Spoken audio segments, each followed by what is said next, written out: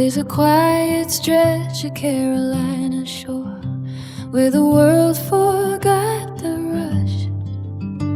No towering walls, no neon lights, just tide and wind and hush. I found it broken, I found it lost, with an ocean full of tears. But something in the whispering tide said, child, bring your heart here. From sunrise gold to evening glow, the waves kept whispering what I know. It's to west, oh I must go, where the wild tides heal my soul, where the wind speaks soft and low, and the ocean holds my grief. I walk that shore from dawn till dark, shells and feathers in the sand. And somewhere in that Carolina breeze, I feel Ray hold in my hand. Miles of shells along that shore, treasure shining in the sun. Oyster shells with sacred faces, Jesus and Mary looking on. Sometimes there among the tide, a heart-shaped shell appears to me, or a feather drifting on the wind, a message from eternity. Ray, I see you in the fire. Ray, I feel you by my side. Everywhere, Ray, that rose to shore brings you back to me once more. It's too late, oh I must go, where the wild tides heal my soul, where the wind speaks soft and low, and the ocean holds my grief. I write his name inside her heart, where the waves will let it stand. And somewhere in that Carolina breeze, I feel Ray holding my hand. Every morning when the sun appears, I walk the shoreline with my tears, and in the sand with careful hands, I write his name where heaven stands. Every morning when the sun appears, I walk the shoreline with my tears, and in my sand with careful hands, I write his name where heaven stands. A heart around it in the sand, before the rising tide rolls in, and when the waves erase the lines, I know he's written back again. It's too early, I must go, where the healing waters flow, where the ocean speaks his name and reminds me I'm not alone. From sunrise shells to twilight sand, that sacred shore still understands, and every way the road's to land feels like grace still holding my hand. So when the world grows hard and cold, and my heart meets somewhere I know, it's too honest to I must go.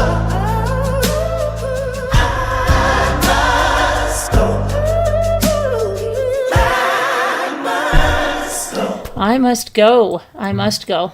I must go there. What can I say? I wish I could tell you guys so much stuff. But just stay tuned. Stay tuned. I'm working very hard building something And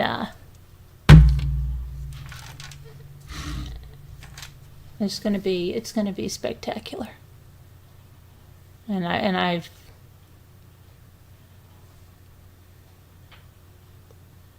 met some really great people along the way that are have a lot of belief in it too, so that's really good. Okay, but more on that later. I have some stories to tell you tonight about there's a lot of people killing their wives and husbands, and some really bizarre stuff. Yeah, I was talking to Sandy earlier and just talking about how you really have to talk to your kids and everything about, there's not like, do you remember like when you're driving, maybe even 20 years ago, 15 years, 10 years ago maybe, someone cuts you off and you're like, what are you doing, right? That's it. Now, somebody, you can't even do that because they'll just open fire on your car. People are getting killed all over the place. They're killing each other over a parking space. They're killing each other because someone, cut someone off on the highway. They don't give you the finger. They shoot your car out and they kill like 11-year-old kids in the back seats. It's nuts. It's just a crazy, nutty world that people do not know like how to regulate their emotions, and there's no value on their own life, okay, because they're willing to spend it in prison because somebody took their parking space. There's no value on anyone else's life. It's just a really, really sad thing. And it's just, you have these high school sweethearts that are getting together, and then they're together for 2 years, Pennsylvania case, and they're killing each other. And it's like, why? Why are you doing this? This is insanity. It really, really is insanity. And I don't know what it is. It's just, what is it that people just cannot regulate themselves? That, I don't know. It's nuts. Let me make sure that you can hear me. And that, where the heck is my life? Oh, and then we hit 40, we're over 47,000. We probably, I don't know if we hit it today, yesterday or whatever it is, 47,000 subscribers on our way to 50,000, which is what I had said earlier in the year. Hold on, I just got to make sure you can hear me. I have to go to the end here. A world that people do not. Yes, we can hear. Okay, so no voice. Who has no voice? I have a voice, and I'm using it. You saw a story about a girl killed at a McDonald's for putting it. Yeah, there's been people killed at fast food places because it's not hot enough. It's not hot enough. It wasn't fast enough. It's really crazy. Really, really craziness. Okay? Oh, I didn't have a voice purposely. When the music was playing? Well, no, I don't have a voice purposely when the music was playing. Okay. Hi, Mr. Wu. Hello, Mama in Michigan. I'm very sorry about your grandmother's passing. Prayers for you. Prayers for your family. I'm very sorry. I hope that she lived. I hope she lived a long and happy life. And I hope that you had her in your life for a long time, and that she did many great things, and left you great memories to treasure her. Prayers for your whole family. And then High Speed and Jet Set. Hi, how are you doing? And let's see. So let me get on live chat. That's pretty good if I do that. right? Hello to Scooter. So anyway, I did take a walk today. It's going to get cold again. Yeah, I must go. So any of you that don't know, thank you for your prayers. I did, my doctor hasn't called me, but I did get, I put it in AI, and AI said it was good news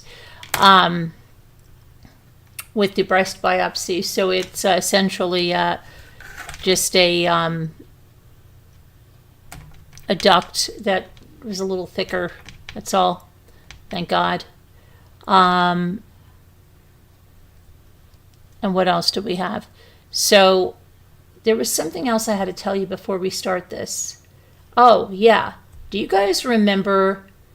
Now, you know the lady in Wellesley, Massachusetts, that she killed her 2 children. She had them late in life. She was 49 and they were 5 and 7. And she was married to, I showed you the picture, she was married to like maybe an older man. They got married in Costa Rica, I found out, in 2017. And she probably tried really hard to have those children. And at the time, it was probably the greatest thing in her life. And then she killed the children and tried to take her own life by 2 different ways, slicing her throat and jumping off a bridge. And she couldn't do either. So she went away to her family's house in Vermont, and they saw her. And then she said, okay, well, just extradite me. Yeah, let's go back to Massachusetts and just, take care of this. But here's the thing. There's a case, do you guys remember, very, very similar to hers? The woman wasn't an acupuncturist, but I think she was a psychologist, or maybe even perhaps I think she was a psychologist. And I believe she did almost the exact same thing. Had the children late in life, okay? And I can distinctly remember a picture of her like holding the 2 of them. It was like 2 children. They might have been twins. And something very similar, I believe, taking their lives. I'm going to have to look it up, but it was just like a flashback, like it just came back. It's sad that trying to sound... What happened? You had a chocolate Pillsbury roll? What is a chocolate Pillsbury roll? Chocolate Pillsbury roll? I don't know what a chocolate Pillsbury roll is. What is a chocolate Pillsbury roll? Did you make it out of a box? A chocolate Pillsbury roll? I've never heard such a thing. Okay, but all right, anyway, these are pretty good. Oh, look at this. I can use this for, believe it or not, YouTube shopping. Likes when I do this stuff. They automatically add my tags, so I don't even know it half the time, but this is something I do like. It's called ugly fruit, and it's sliced and dried pear. There is only 1 ingredient in here. 1 ingredient. And I have the peaches and the nectarines. And they're all natural, single ingredient. So if you're looking for something to snack on that's real fruit, okay, let me tell you. These are the 4th generation farmer and the Ugly Company founder. Okay? So, ingredients. Ingredients say pears. That's it. That's the only ingredients on this is pears. That's it. Single ingredients. I have the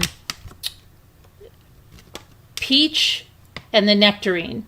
And now I just tried the pear. Okay? It's very good. And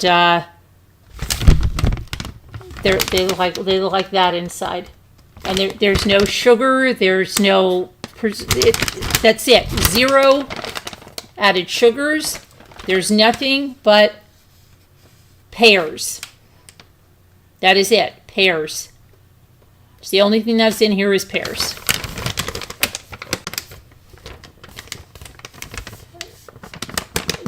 they're good. We like these. They're really good, Scooter. They are really good.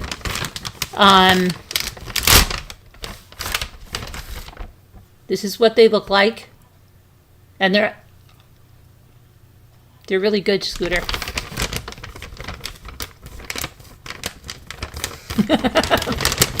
They're very good. Okay. So, oh, you know what else?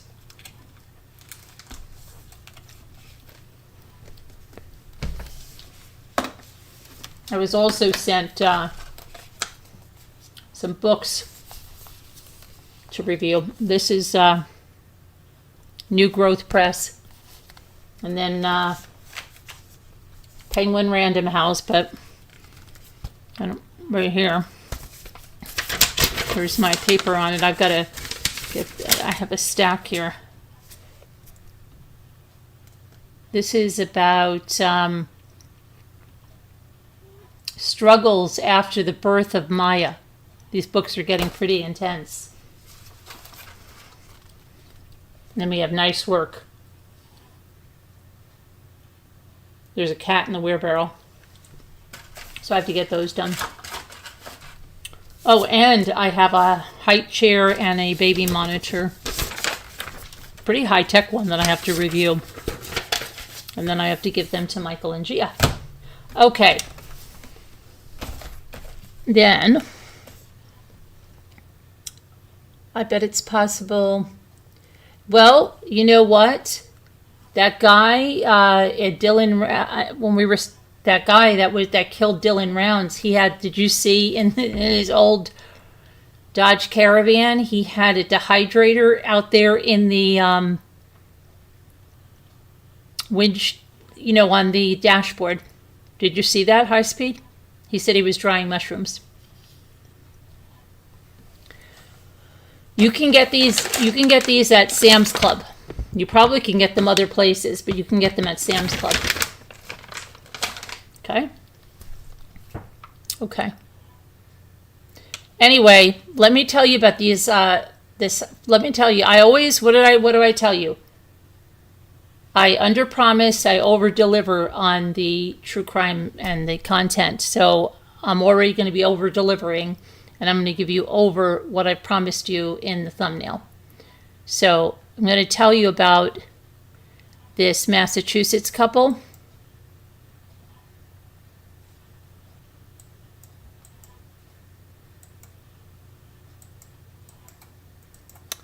And why is my mouse not working? Hold on a minute.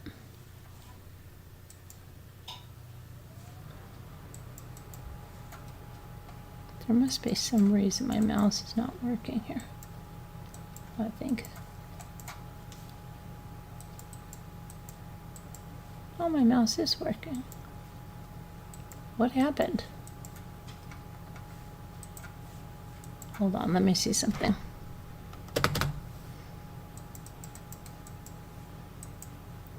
For some reason, now this whole thing wants to be a little jerk.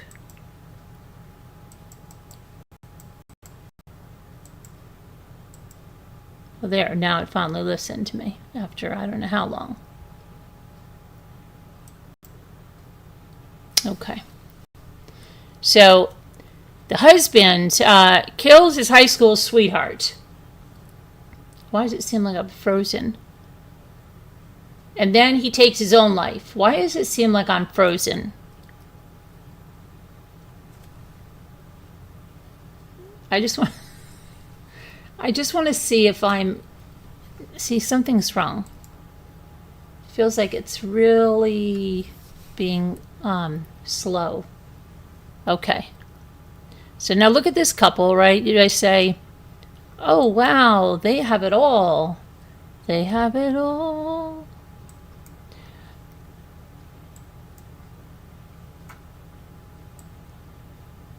And that's what you never really, know what's behind whose eyes, right? Because This is a young couple, too. This is a relatively young couple. 26 years old, and he's 26, was 26. She was 25. And they were, again, high school sweethearts. And they're both dead now, okay? Because he didn't know, I guess, how to regulate his emotions. And he killed her 2 years, less than 2 years after they were married. And his name, Ryan Hassa. His wife, Madeline Spadafore. They lived in Butler, Pennsylvania. And early Tuesday, his wife was a physician's assistant, and he gunned her down. And then he retreated cowardly into the woods and took his own life.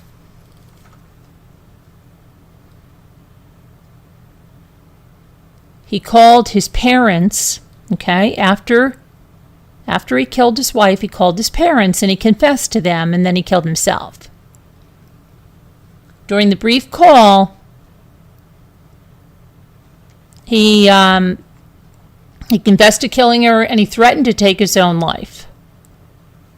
His parents reported that their son's erratic behavior, it was about 1:15 a.m. on Tuesday, and when the officers got to the scene, they found Madeline Spadafore dead inside. They then used thermal drones to locate his body in the woods.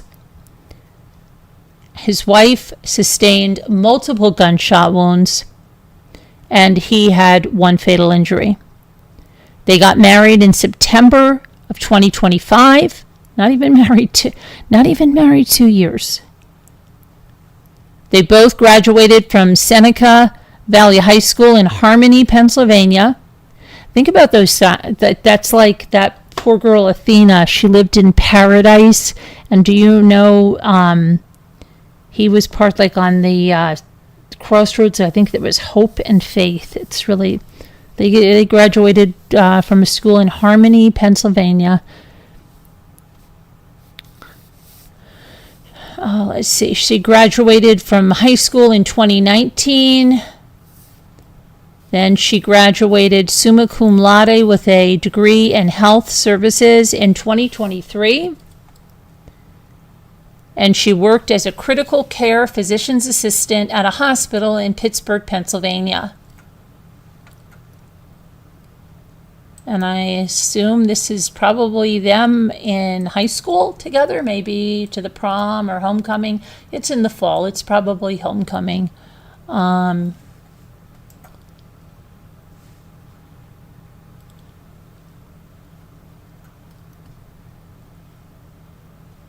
Right. It's unclear if or where he went to college. He previously worked as a mechanical engineer at Vavco, a Pittsburgh-based engineering firm for the oil and gas industry. But the owner of that company says that Hasso hasn't worked for the company in 3 or 4 years. So what was happening was, did he lose his job and then he lived in her shadow or something? Or was she going to be moving on without him because he had no ambition? What was the deal there, right?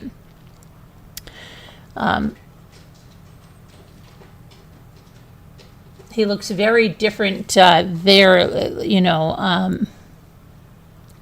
he shoots her multiple times.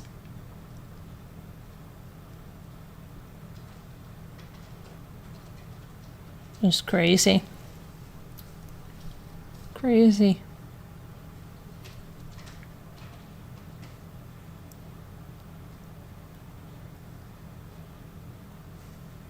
But on to, from that, we know a little bit more about that mother in Wellesley, Massachusetts, right? And again, this is very much like another case I remember, but the children, just 5 and 7, or they're 6 and 7 and 5 and 7. They are. It's very hard to get some, but it looks like 5, 7, and 6 now. So the boy Kai, 7, and 6-year-old Ella. And she was 49. And an acupuncturist. They took down her professional profile already, but she's charged with killing her 2 young children during a messy divorce.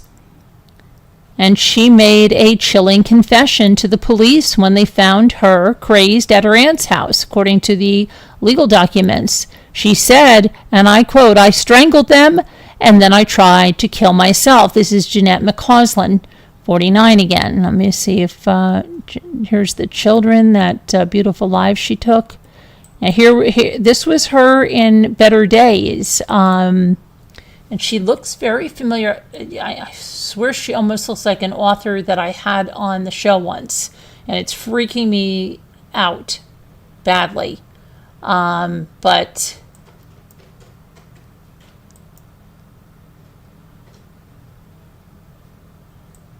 okay, I'll put this over here now.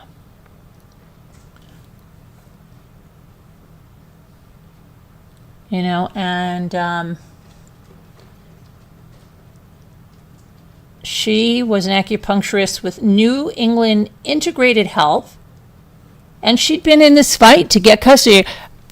Allegedly, her husband filed for divorce in 2025, and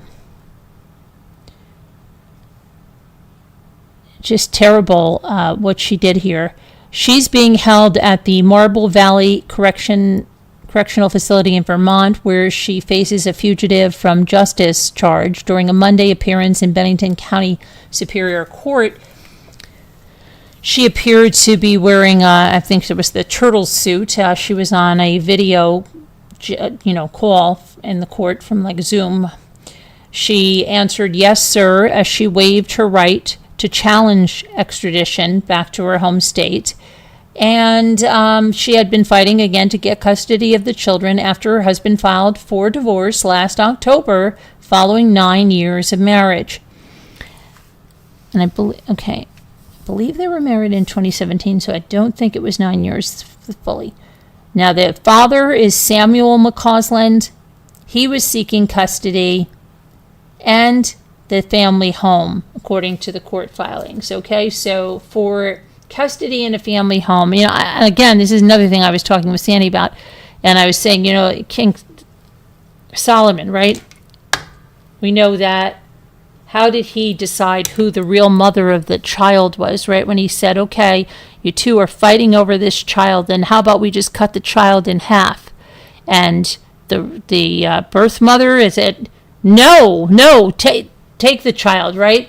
The other one said, yeah, cut the child in half. And that's how he knew who the real mother was and gave the child to the mother that would not cut the child in half. And that's the whole thing here.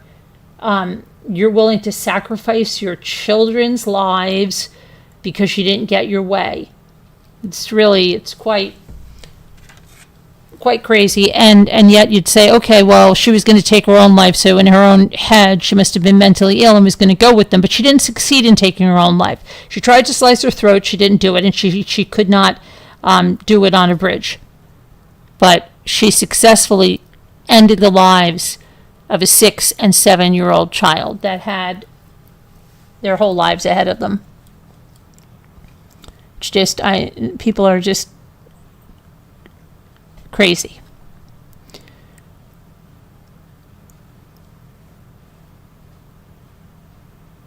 The parents had only just filed a joint motion on April 16th, agreeing to have a third party investigate and make recommendations about the custody battle. An unidentified guardian had been appointed on the 21st, just days before she killed these kids. The kids were in kindergarten and second grade at Schofield Elementary School. Okay, and a former babysitter said the kids were well cared for. She said they were two beautiful children who were full of life and laughter, and it pains me to think that the world should only remember them by the way their lives were tragically ended. And she said, by her view, Jeanette McCausland appeared to be a doting mom. I kind of got the impression that she felt like she was shouldering more of the stereotypical child rearing and housework kind of thing. Never did I enter the house and feel that there was anything extremely off. So, yeah, and this is that babysitter with those children.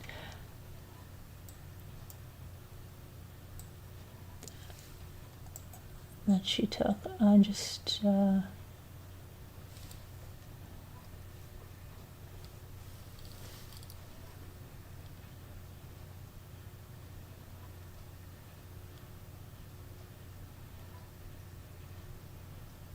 I also, let me see, there was something.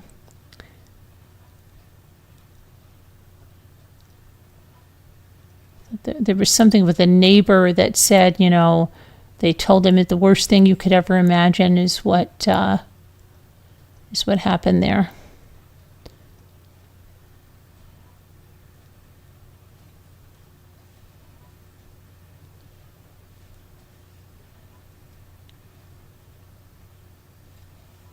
Okay, and apparently they were living in a $1.5 million home, and that's what he wanted. I don't know what he did, but anyway, there's no reason to take the kids' lives for that. That's just horrendous. Okay.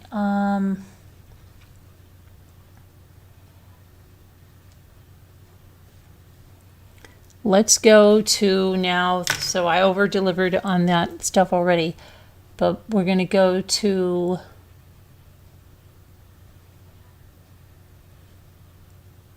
quickly, let's do the recap of Tanner Horner.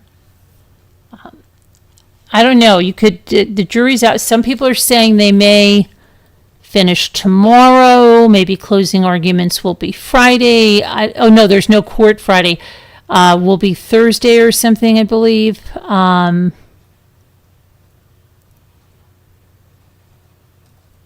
Yeah, it's kind of ridiculous. Okay, so let's get over here to what happened at the trial today. This has been a very long trial, and it's a very, those poor jurors, what they had to hear and what they will, I don't think, ever be able to get out of their mind, what he did to Athena, how he killed her.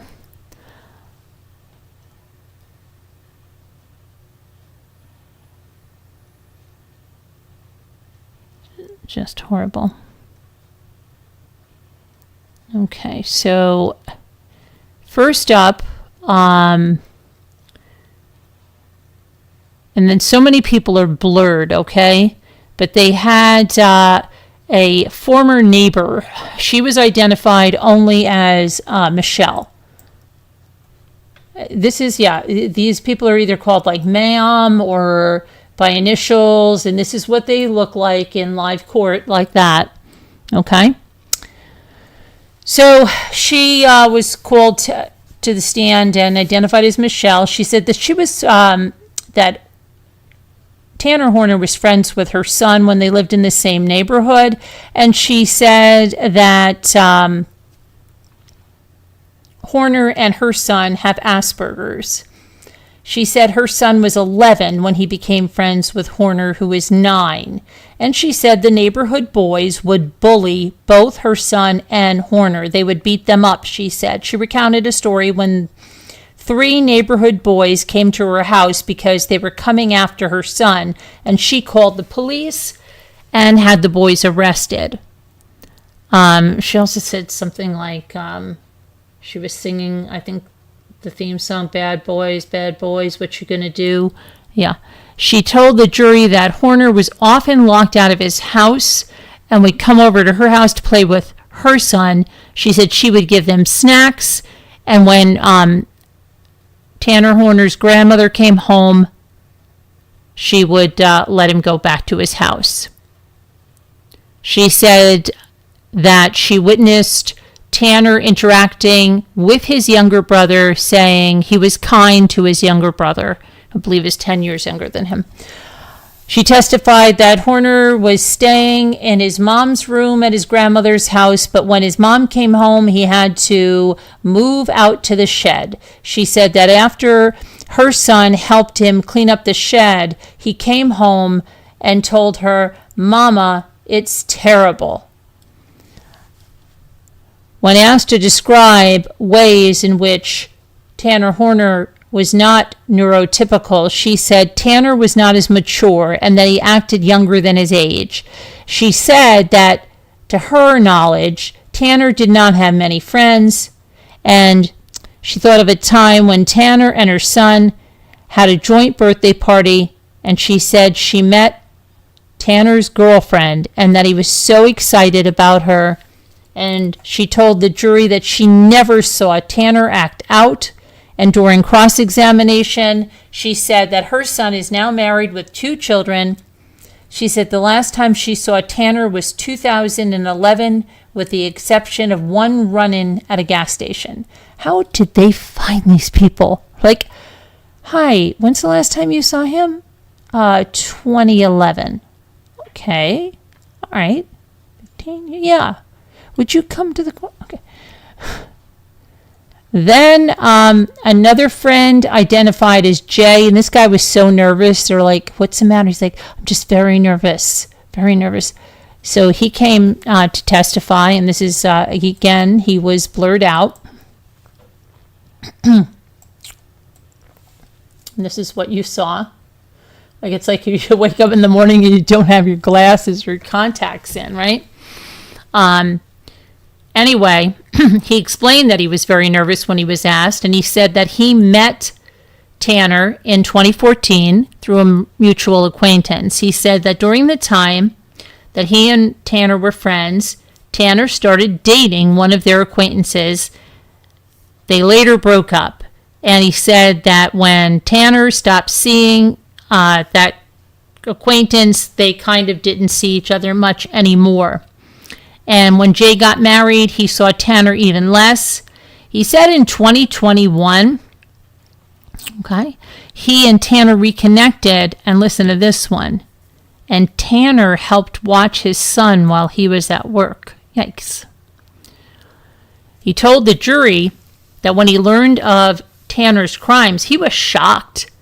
And I quote, he said, "I saw in the news about what was going on, and I was still in shock to believe this because this didn't seem like the Tanner I had once known, so I didn't know what to make of it. And I looked at my son and I was like, kind of shocked because I'm still processing this because it's not every day that someone you considered your best friend at the time, you'd think that." He said that when he and Tanner were close, that Tanner was a goofball and fun to hang out with.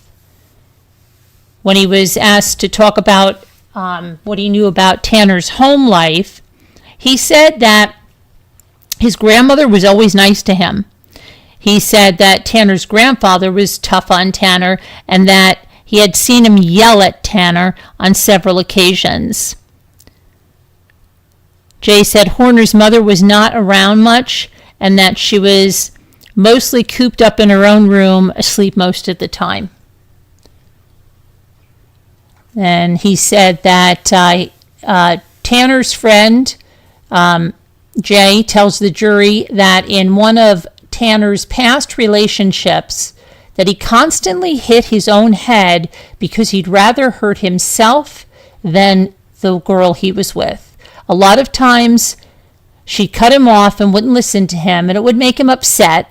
And he would just go like that, or he'd hit his head up against the wall a few times, he said, making a fist and putting it to the side of his head. He said he never saw Tanner become physically aggressive towards the girlfriend, and he testified that Horner confided in him about being SA'd when they were drinking. He said it just kind of slipped out, but Tanner did not provide further details.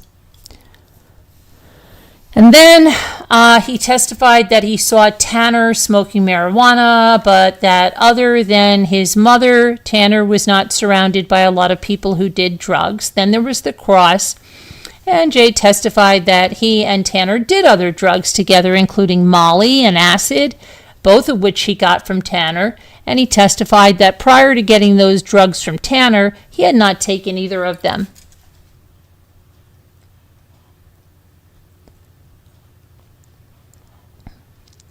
Okay, then another friend, again blurred.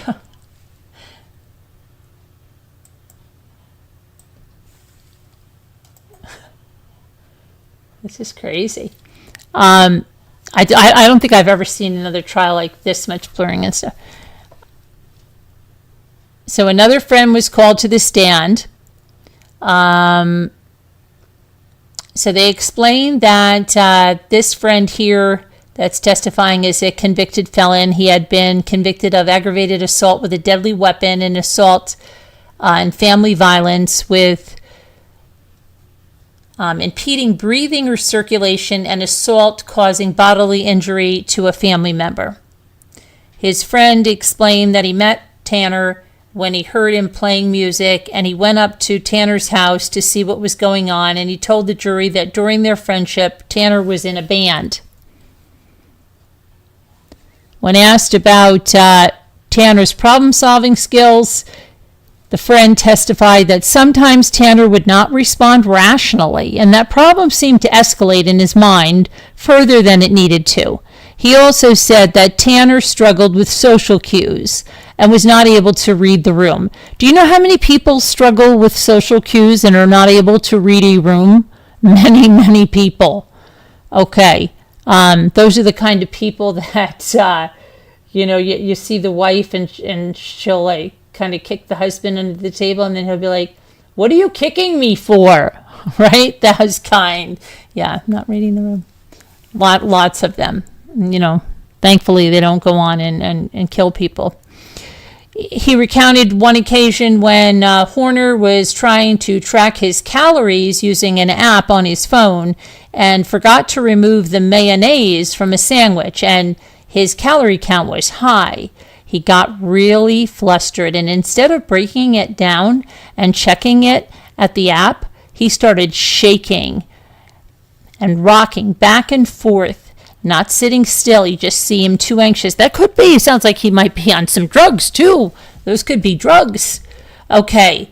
The friend testified that Horner's grandmother was an angel and that his grandfather was a nice, open person. He said that he rarely interacted with Horner's mother.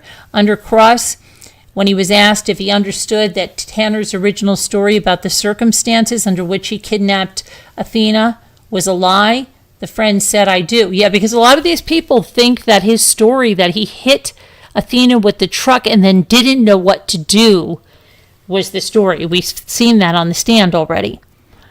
Okay, and then the last witness of the day is Dr. Ryan. Now, Dr. Ryan,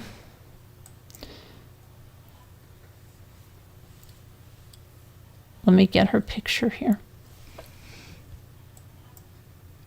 She was not blurred.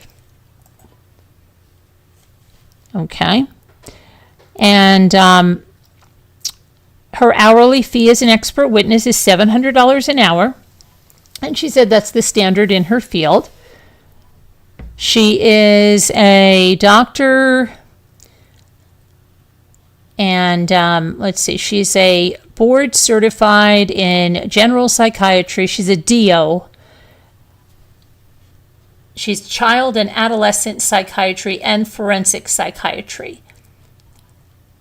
Her primary clinical role is in psychiatric emergency service at Ohio State.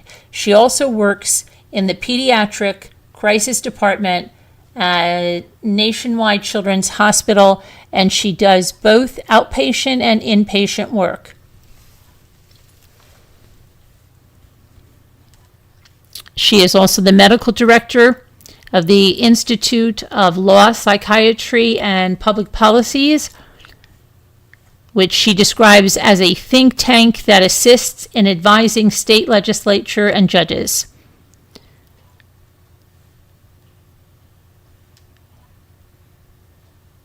She said that her role in this trial is to perform a comprehensive forensic psychiatric evaluation for the purpose of mitigation. And as part of this evaluation, she met with Horner for over 18.5 hours. She is like, I think, the first one to do this in this whole trial. So she met with him for a total of 18.5 hours over the course of 4 different sessions. She also met with other sources who could shed some kind of light on the defendant. She said that after she completed her evaluation, she felt she was able to get a comprehensive understanding of Tanner Horner's family history, and she began to explain the mental health diagnoses on the maternal side of the family. She says regarding those, and I'm quoting her now, there was a significant mental health history on the maternal side. His maternal grandmother suffers from depression. She's been diagnosed with bipolar disorder, but she doesn't believe that she has bipolar disorder. She was also very traumatized during her own childhood. She was SA'd. His mother has a history of significant, severe mental illness. She's been diagnosed with major depression with psychotic features, schizoaffective disorder, and bipolar disorder. Those disorders are kind of mutually exclusive. You can't have all 3 of those.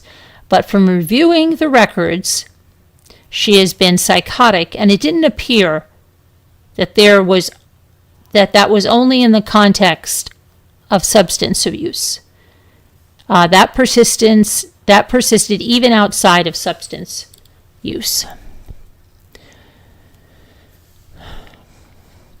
She went on to describe the mental health history among other members on the maternal side of Horner's family, saying that the maternal grandmother has several siblings, 2 of whom took their own lives, a sister who apparently was very successful but has a diagnosis of bipolar disorder, and she took her own life when she was about 40.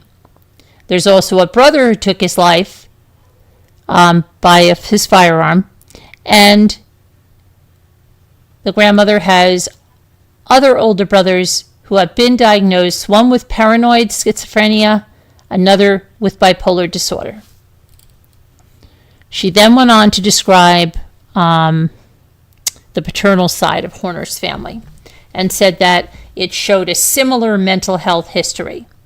She said his biological father died before she had any opportunity to interview him, but she reviewed his records, and he had a history of depression and significant substance abuse. He also had a serious attempt to take his life while he was in jail, during which he was cut down, and in the process of being cut down, he fell to the floor and broke his foot.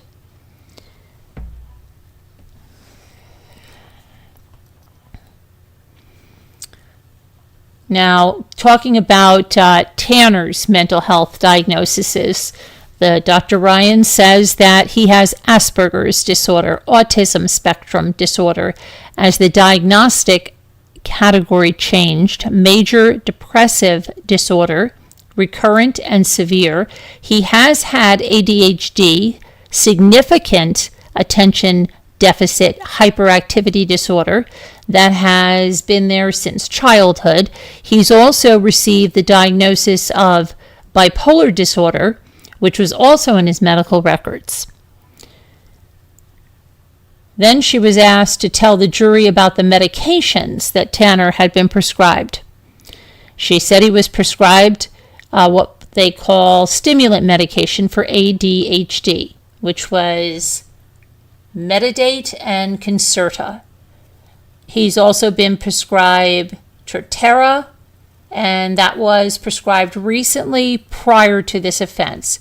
He was prescribed several antidepressants, sertraline, which is Zoloft, mirtazapine, which is Remeron, and fluoxetine, which is Prozac. Also, bupropion, which is Wellbutrin.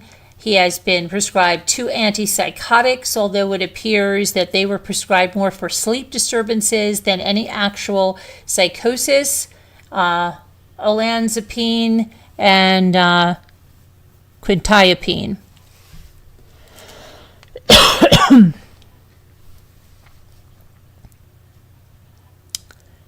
The defense then asked Dr. Ryan to please recount an instance when Tanner was admitted to Millwood Hospital. Now, Millwood Hospital specializes in behavioral health and addiction treatment. And she said, and I quote, "The police were called by his ex-girlfriend. He had indicated to her that she should look at Facebook because he was going to take his own life. And she rushed over to where he was living at the time. She thinks it was the grandmother's shed, and they found him unconscious, and the police were called. And he was involuntarily admitted to Millwood. He did not want to go voluntarily." She said he stayed in the hospital for about a week. She told the jury that in May of 2022, he started receiving treatment because he was feeling increasingly depressed and suicidal. She said that there was another incident several months after his arrest, during which he attempted to take his life, and this time that was by cutting his upper and lower extremities. She said this was a serious attempt at taking his life. She also detailed other occasions where he showed similar self-harming behaviors, including when he would hit his own head, and another occasion when he would cut his wrists deeply after his father struck him with a plank.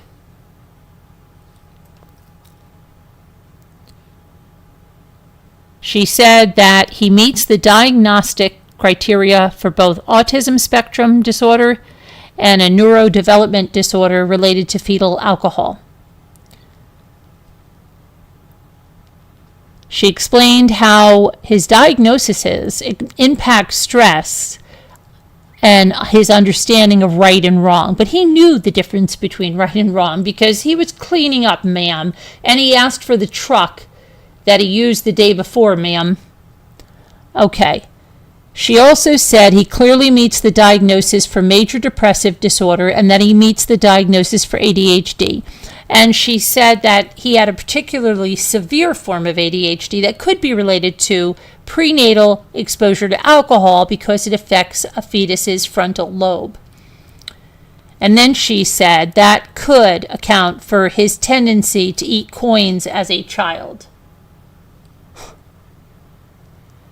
She said that all of these diagnoses can impact how a person handles anxiety or stress. She testified that none of his diagnoses prevented him from knowing right from wrong. Okay, very good. She explained the importance of considering all these diagnoses, even if they don't give rise to a defense or an excuse for the offense. And she said, and I quote, "In my opinion, these diagnoses indicate that Tanner Horner is a severely compromised individual, and that is mitigating and understanding how he was functioning leading up to the offense and what kind of factors went into his thinking, the way he was thinking around the time of the offense. There are lots of other aspects of it that a jury might find mitigating in terms of his childhood and development to get him to the place where he is now." She said that when she met with Tanner, he told her that he picked up Athena because she saw him snorting cocaine. Okay, here's something else now. That was a departure from his earlier claims that he struck Athena with a truck. I have never heard him say that or read that in anything, so that's interesting. I wonder when she met with him, how long ago it was, and now he's saying that, okay, he picked her up because she saw him snorting cocaine.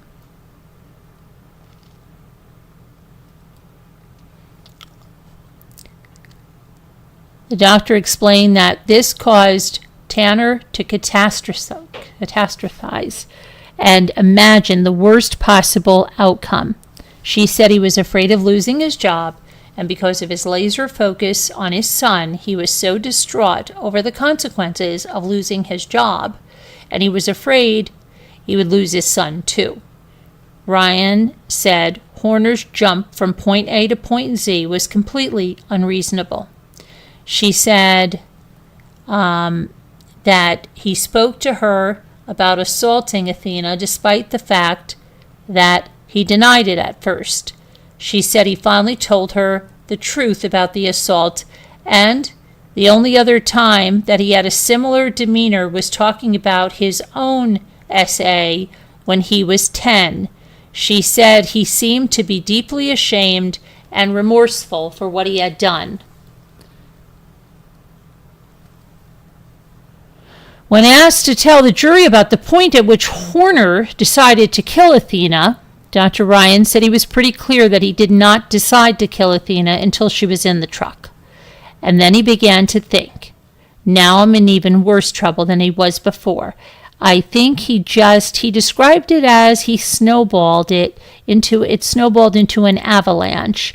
And he then said he knew he had to kill her and he had to make it, as he put it, as painless and quick as possible. Yeah, come on, lady, did you listen to that thing?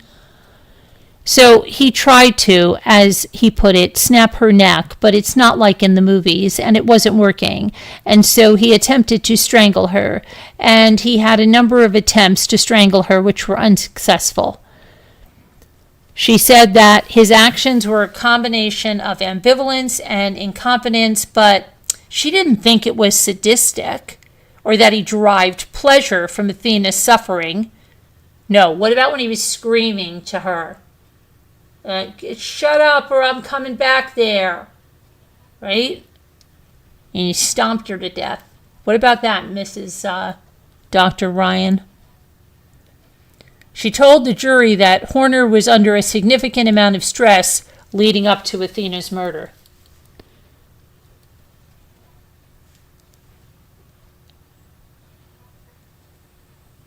Let's see. And then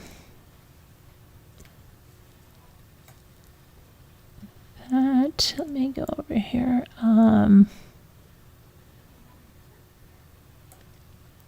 What else did I have to go back to the other notes? Let's see what else this woman said.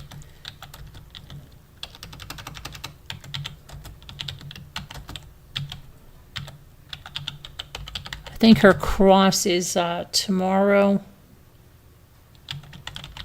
I just want to see if there was anything else we missed here.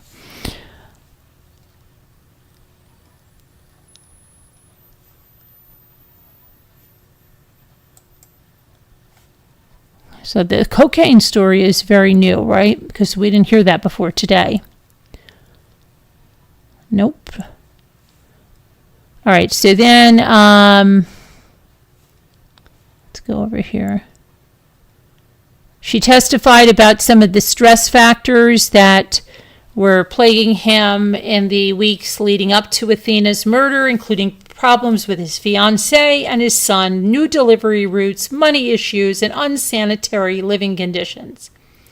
He claimed to be feeling more depressed and more desperate. She talked about the instances where Tanner found his mother unconscious after she overdosed, and then also talked about this SA, which was allegedly at the hands of his landlord when he was 10 years old. She talked about watching the interrogation videos and said in her opinion that Tanner lied in an effort to stay out of trouble. She doesn't believe he has multiple personality disorder, which when he was doing that whole zero thing, she said, in my opinion, I think the police did an excellent job of making him more comfortable. I think he wanted to confess, and this made it easier for him to do it as sort of a third person. see. And she did talk about that he has adjusted to life in prison well because of how structured the environment is, and his only disciplinary infractions have been because of self-harm. And she was asked by the defense, do you believe, based on your evaluation and what you have reviewed, do you believe that Tanner poses a threat to other inmates if sentenced to prison in this case? And she says, I don't believe that he has a high potential for any dangerousness. And she said that Horner is more likely to be the one preyed upon in prison than be the predator. I think he's much more likely to be assaulted than to assault other inmates. Okay, and so I think the cross-examination is going to happen tomorrow on that. And let me just go back to see you guys for a second because I don't know where you are. There you are. Okay, let's see now. Hi, Zigzag. How are you? Let's see what you're saying. Hi, Kathy. How are you? You're going to be here, Kathy? Okay.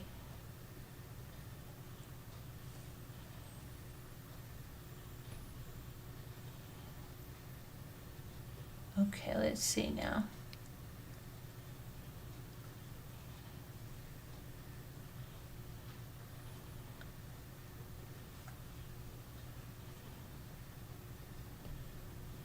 You were watching The Handmaid's Tale spinoff? What's The Handmaid's Tale spinoff?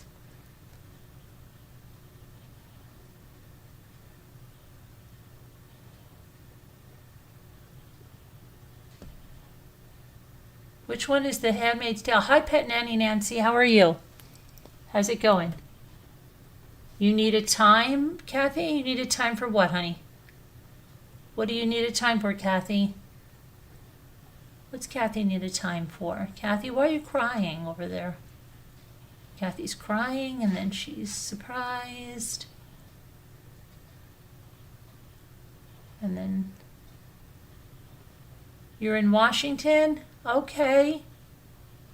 Well, I think Jet Set, if she's still here, she's around where you are. Welcome. What do you need a time for, dear?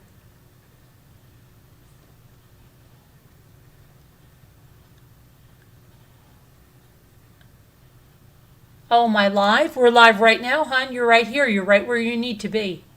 You're perfect right now. We're going to go right into our next story. And do you know what that is? The next one we're going to do is this upstate New York dad who is laughing in court. Telling you, people are really quite crazy. He was laughing in court after he killed his girlfriend and his 11-year-old son. Yeah. So let me just grab that and we're going to talk about that.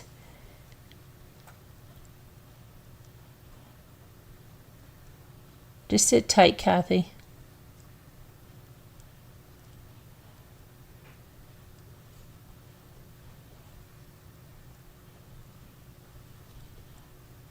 I have my...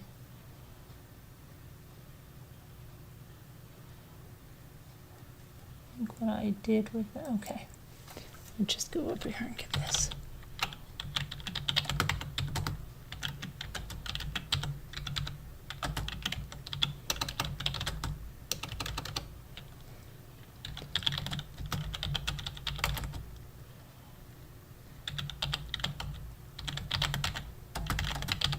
Okay, here we go.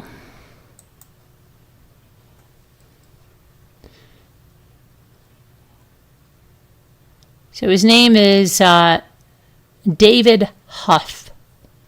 And you know what? We used to have, I really hope he's not the David Huff.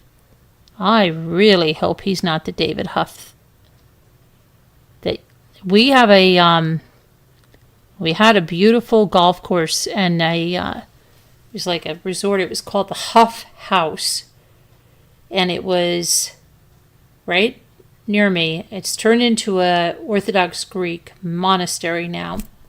Very nice people. But the Huffs had 2 sons, and I wonder if this is a relation, because I'm just thinking about that. That's crazy. Okay, let me get you his picture and we'll see, and I'll find out. Okay. That would be wild. That would be absolutely wild.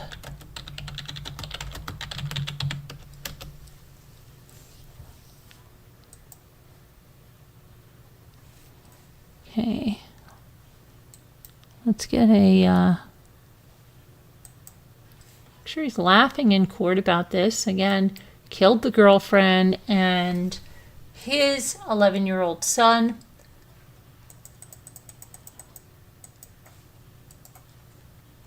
Let me just put this over here. Okay.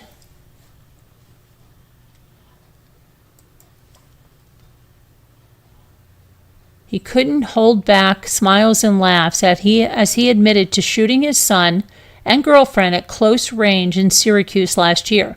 And Judge Ted Limpert said, "You find this funny?" And you know what he said? And I'm quoting, No, it's a joke stuck in my head. Go on." That's what he said. No, it's a joke stuck in my head. Go on. He admitted to fatally shooting his girlfriend, Yeraldith Teshuti, who was 32, and his 11-year-old son, Jeremiah Huff. He shot them with a shotgun at close range inside his stepfather's home on March 17th of 2025. He shook his head and smiled as the judge read the details of the accusations against him. He was flippant in his answers. When asked if he was guilty of the brutal shooting of his girlfriend, he said, "You know what? Sure, that's what happened." He pushed back when the judge asked him if it was true that he shot his son in his head. And he said, and I quote again, "Jeremiah was not shot in the head by any means." Now, Jeremiah's loved family members were in the gallery. They started to react, and he quickly said he was still pleading guilty. So he's there to plead guilty, okay. The prosecutor, Rob Moran, confirmed that the child was shot in the head. He said it is understandable that a man would struggle to admit he had done that to his son, but the judge pressed Huff, telling him that if he disagreed with the allegations, he could continue to come to court. And he said, "No, we're not coming back. I'm guilty of all that. Whatever you guys say, I'm guilty of." His older son was sitting in the courtroom gallery, yelled at his father, and said, "You're effing embarrassing yourself. Just speak." And then he turned to the gallery and told him he loved him. He eventually pled guilty to 2 counts of second-degree murder. He was promised a sentence of 40 years to life in exchange for his plea. He was also charged with first-degree murder for killing multiple people.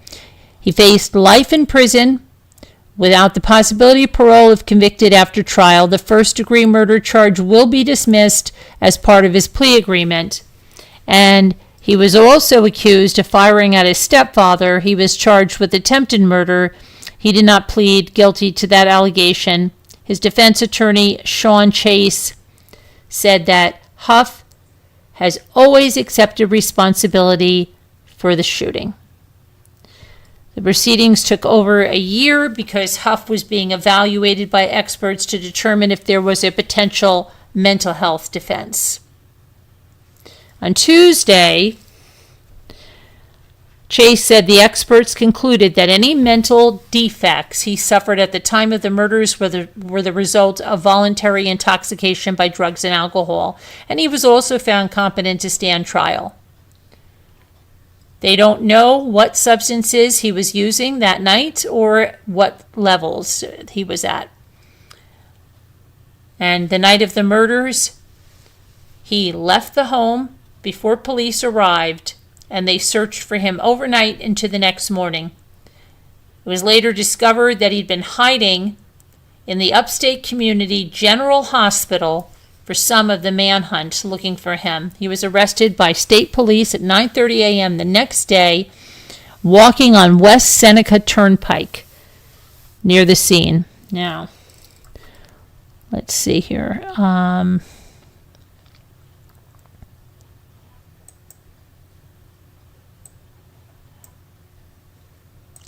I don't think this is the same family because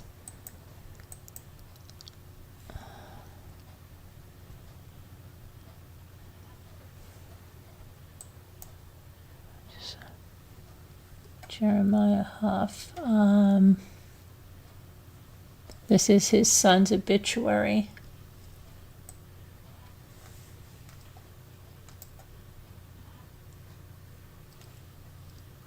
Did that go over there? No.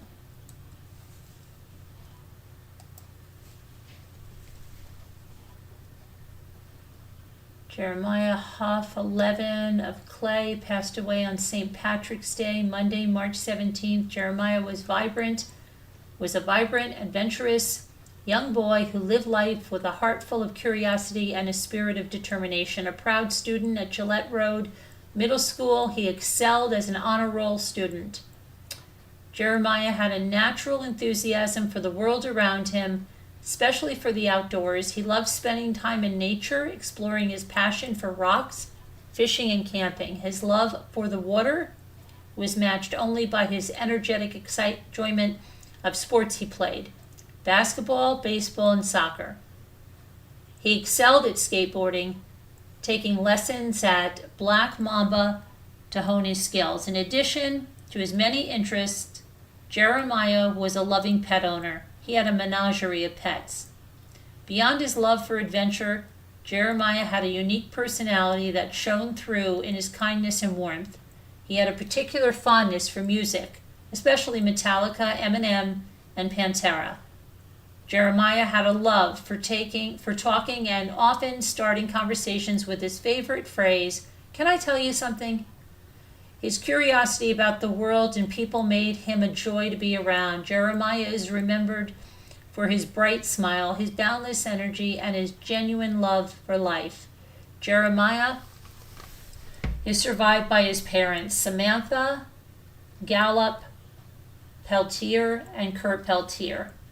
Brothers Garrett Smith and Jean-Luc Peltier. Sister Audrina Diaz, and maternal grandparents Nicole and Todd Durham. Ricardo and Robin Gallup, paternal grandparents Mark and Carol Peltier. Aunts and uncles Brad Hoyer, Jen Hill. Okay, let's see. Calling hours will be held on Monday, and in lieu of flowers, please donate potted plants to the Family for a Memorial Garden.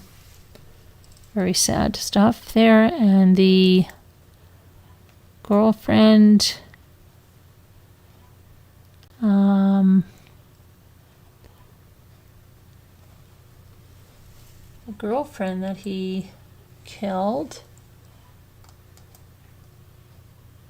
her obituary is right here. Born August 17th, 1992. Passed to March 17th. Uralda Tashuti, 32, passed away March 17th. She was a devoted mother, beloved daughter, caring sister, and a compassionate social worker who dedicated her life to helping others. She worked hard to achieve her goals, earning a master's degree in social work and using her skills to support those in need. She had a passion for working with children, always striving to make a difference in their lives. She also enjoyed the friendships she's built with her coworkers and valued the time she spent helping others alongside them. Above all, she was a loving mother to her two sons, Ethan and Caden. She cherished them deeply and always made sure they felt loved and supported. She was survived by her children, Ethan and Caden Teshuti, their father, James Teshuti, her mother, Judith Saud, stepfather, Mohsin Saud, grandmother, Martha de Rios, brothers, Daniel Rivera and Miguel Rivera, aunt, Karen Tilley, and best friend, Yate Leon. She will be deeply missed by all who knew and loved her. That's really sad, yeah. Very sad. He took two really special people out. Yeah. Unbelievable. And then he's laughing about it in court. That's really what is horrendous. And then, okay.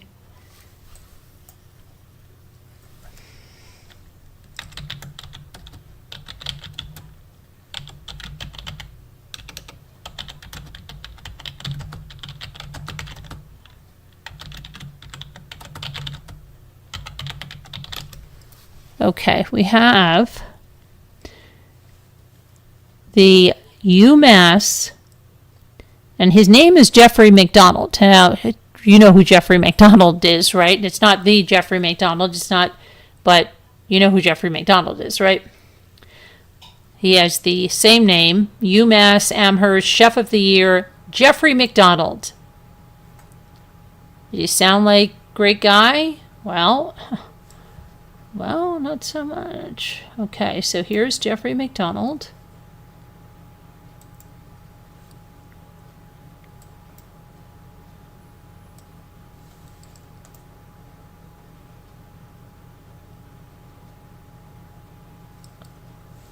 Okay, get over there where you belong. Go.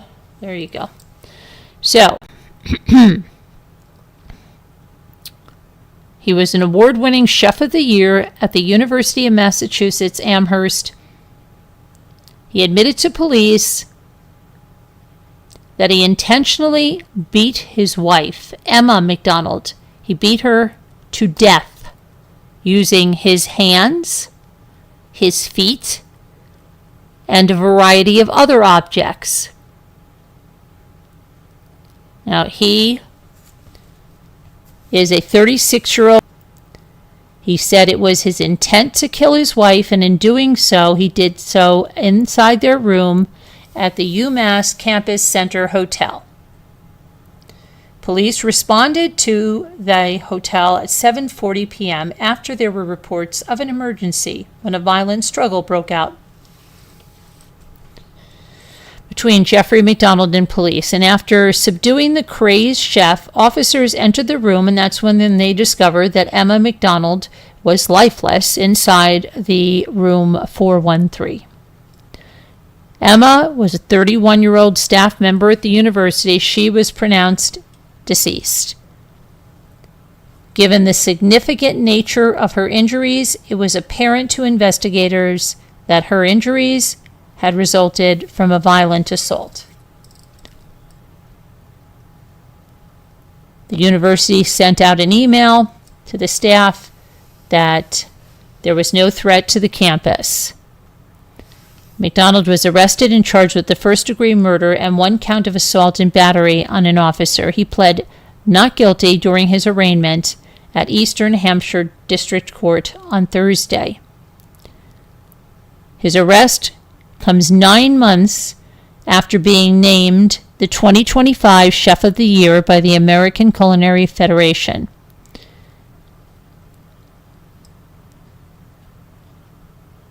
Okay, but there's much more to this than just that, okay? Because he planned this Disney trip and then abruptly wanted a divorce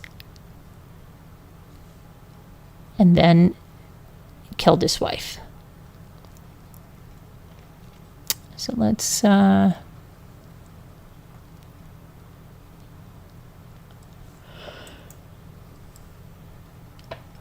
get to that part of this. And let me put a picture of his wife, and right here, another beautiful life that was taken out of this world because somebody cannot regulate themselves. Emma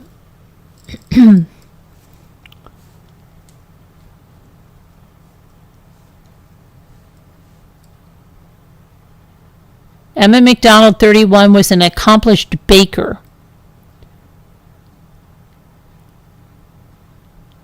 And her life was taken in a violent assault in a Massachusetts hotel room last week. He hit her with his hands, his feet, and a variety of objects, and she was beaten to death.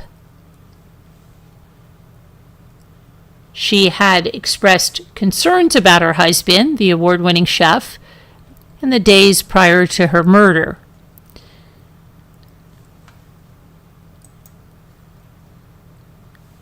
Emma and Jeffrey were both employees at UMass Amherst. Emma's friend, Corina Moore, has spoken out about the red flags that her friend saw in the days leading up to her murder. On the day before her death, she spoke with Emma on the phone. She was very blindsided by what was going on. Emma reportedly said 2 weeks before her murder that she and Jeffrey planned a family trip to Disney World with her daughter and his 2 children from a previous marriage. A week later, Jeffrey abruptly asked for a divorce. When she asked Emma to take this matter seriously, Emma assured her that everything was going to be all right. Her friend said that Jeffrey was cool as a cucumber when in the company of friends and coworkers, but she thinks he was a different person behind closed doors. And she said, although there were red flags over the years, none of us thought this was a possibility. She didn't elaborate on the nature of other accounts that Emma had shared with her out of respect for the victim and her family. Now, Emma, had become a partner at a bakery where she worked since high school.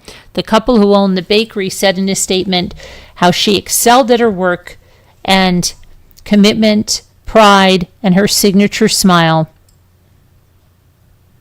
Emma died as a result of what authorities allege was the violent assault by Jeffrey.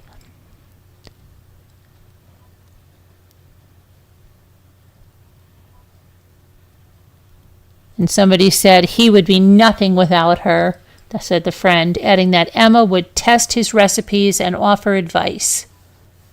A GoFundMe has been set up to help Emma's 10-year-old daughter. And if you're experiencing domestic violence, call the National Domestic Violence Hotline at 1-800-799-7233 or go to the website thehotline.org. It's available 24/7 in more than 170 languages. And right now,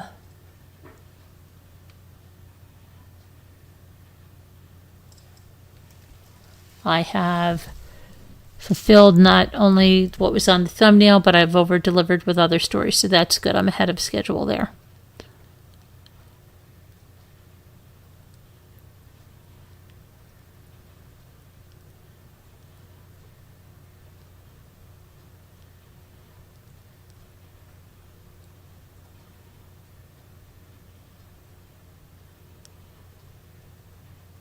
Boyfriend guns down his girlfriend in the AutoZone parking lot.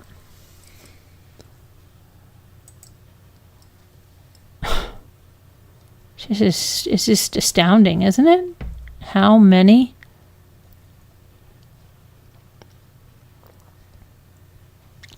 Okay, let me get back to you guys over here. So, hi Dookie, how are you? Hi Murder. You remember that I just heard about this.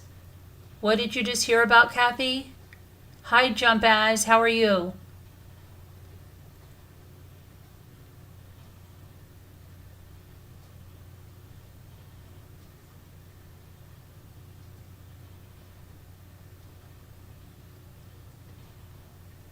The Watts sold that house again. Wow. The Watts sold what house again, hon? Kathy, what are you talking about? The Watts? The Watts? Cindy? What are you talking about? What house did the Watts sell? Are you talking about Ronnie Watts and Cindy Watts? They don't own, what house do they own that they sold?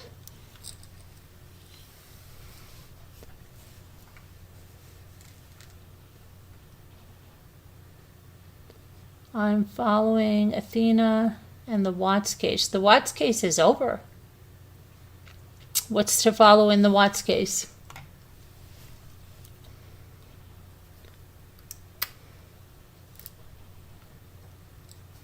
Chris Watts is in prison where he should be?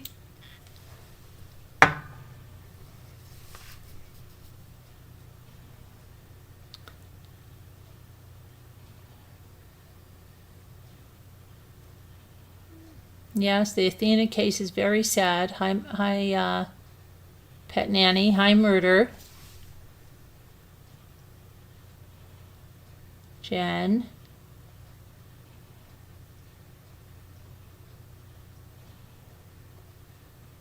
Talk to you? Okay. What would you like me to talk to you about? Give me a topic. Okay, because I'm done. I've fulfilled all my requirements. Give me a topic. What happened? It sold. Someone said tonight. People are still after NK. Well, if it sold again, the Watts didn't own it. It's not owned by the Watts. They didn't own it.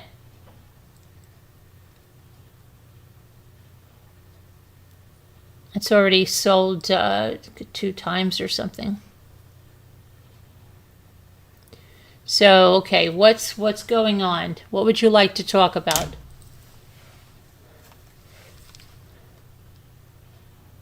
What would you like to talk about? Give me a topic and I'll talk to you.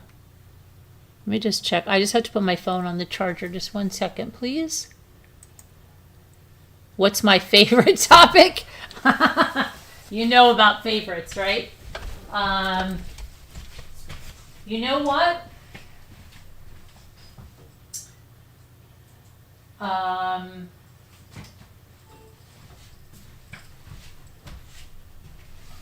Let's see.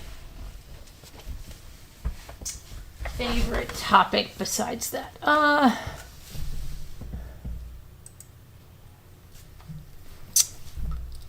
Well,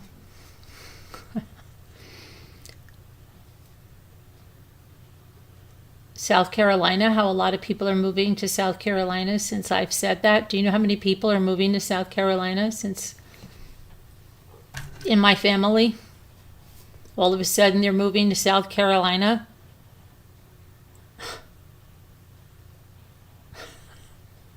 Like, stop. No, but hi Terry, how are you? I haven't seen you in a while, Terry. Where have you been, girl? Where have you been, Terry? Did you hear my good news, Terry? Where have you been, Terry? Cheating on us? We're not your besties anymore?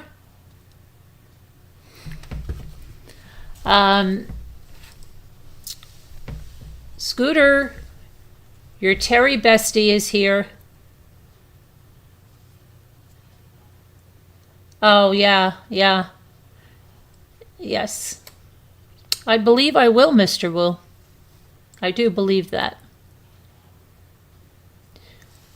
Why are they moving to South Carolina? Because, well, they want to get out of New York. And one of my cousins is in law enforcement. And so he's getting ready to retire, and they have 4 boys. And his wife is a nurse. And they're looking to just get out of New York and go down there to South Carolina, where life is easier and less expensive than New York, without the insane taxes that are in New York and all of that stuff, you know? And the winters.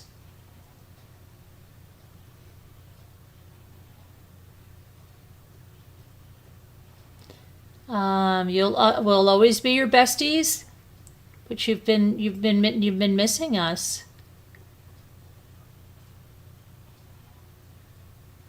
You will forget about us once you are settled there. No, I won't forget about you. Are you kidding? South Carolina has some beautiful beaches. Maybe I'll be taking you to one very soon, Terry. Would you like that? Would you like that, Terry?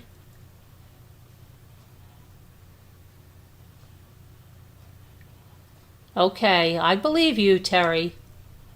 I have faith and I trust you, Terry, when you tell Scooter and I that you weren't cheating on us.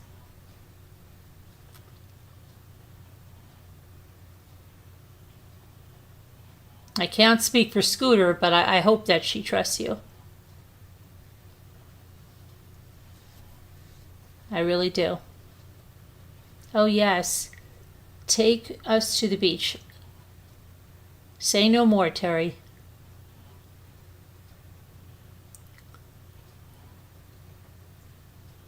Very soon, God willing, you'll be there, okay?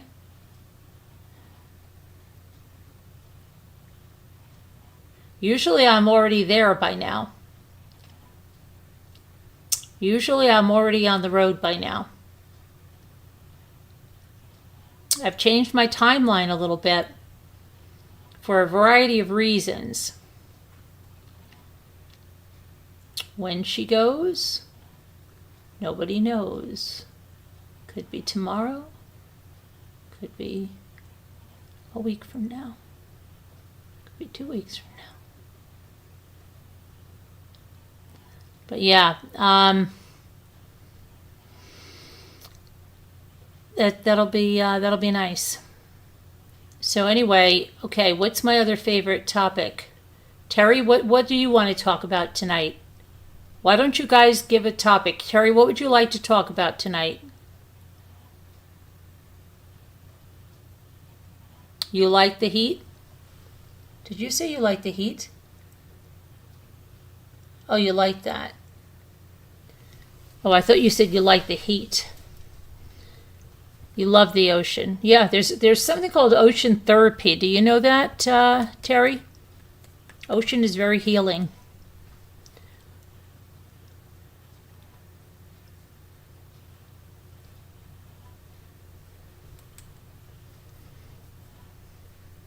Scooter just told me that.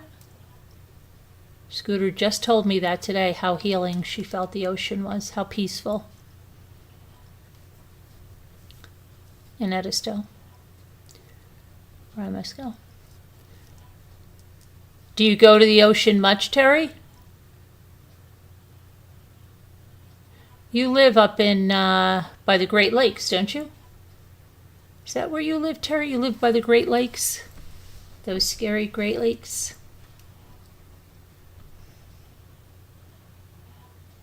Those lakes are scary. Scooter says they're not scary. They were scary.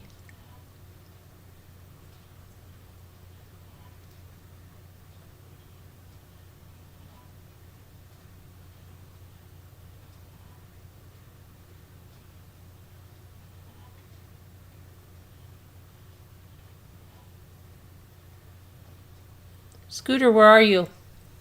Scooter! Let's talk about the best beaches in the United States. Okay, where do you think they are, Terry?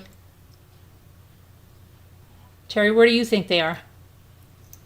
I've been to Virginia Beach. But I've been to the beaches in Florida, many of them. Florida's just too darn hot in the summer. Oh, you're in Wisconsin. Where do you go when you go to the beach, Terry?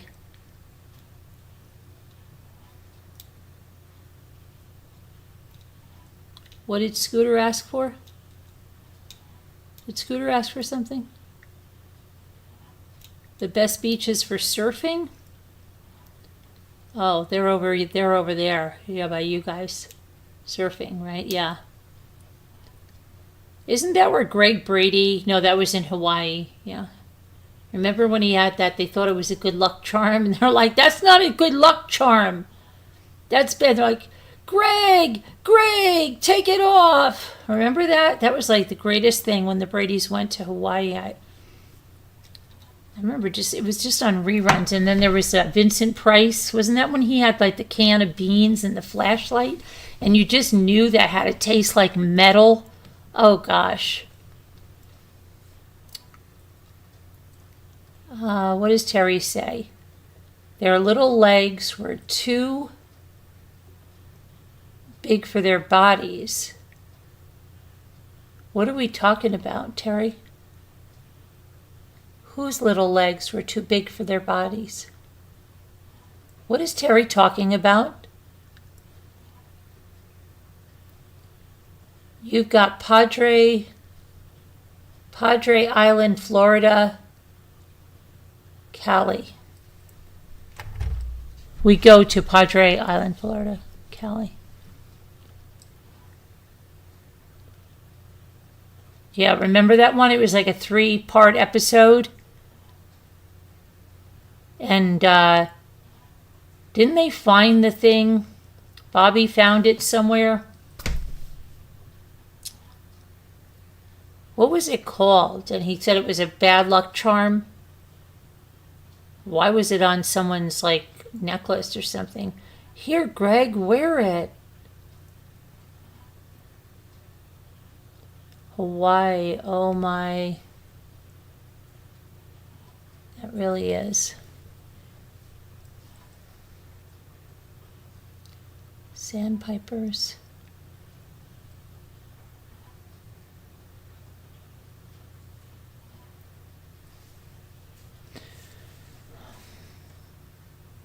Let me see, Terry. Let me try to make this a little larger because I'm struggling. Okay. The little birds. Oh, the little sandpipers. Okay. Yes. Have you been to Hawaii, Terry? Padre Island, Texas. Florida and Cali. Texas. No. You like Texas?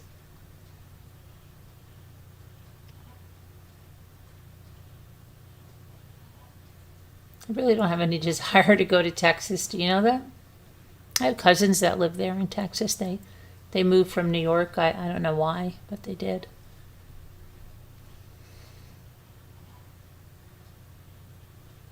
If Big Sur wasn't so expensive, you would live there. Yeah.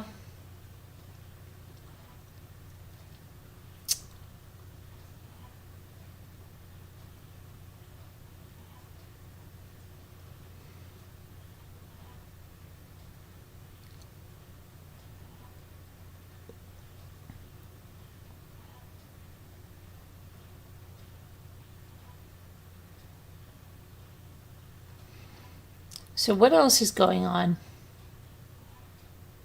You been to Hawaii once?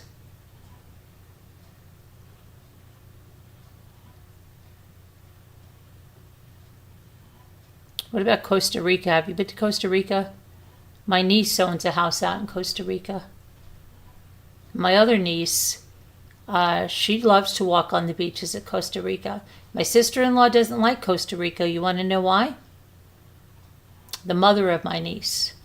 Because I said, do you go there? Do you go to the... I don't really like it. You know why she doesn't like it?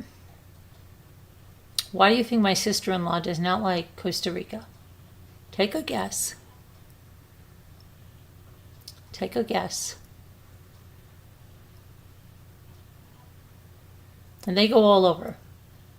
My brother and sister-in-law go all over the world. But guess why she doesn't like Costa Rica?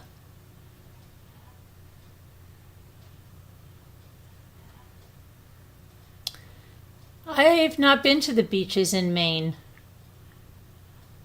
I think they're very rocky. We've looked at real estate over there, very rocky.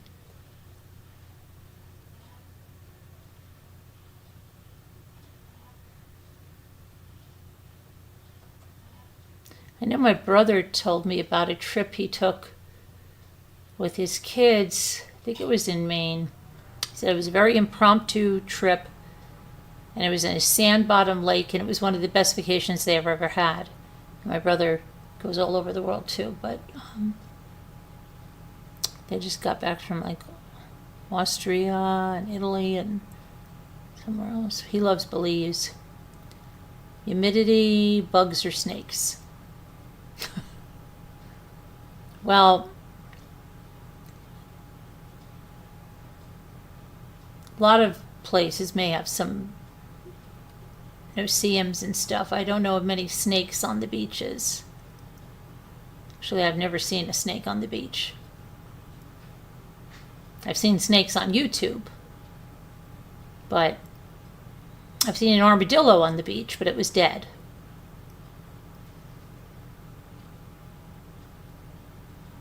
Scooter, remember when you saw that armadillo when you were barbecuing?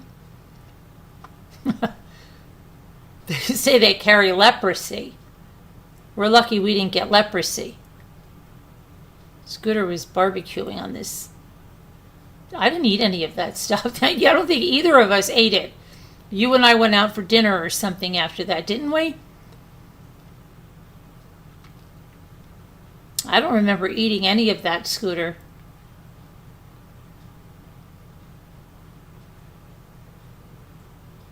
Maybe I did we?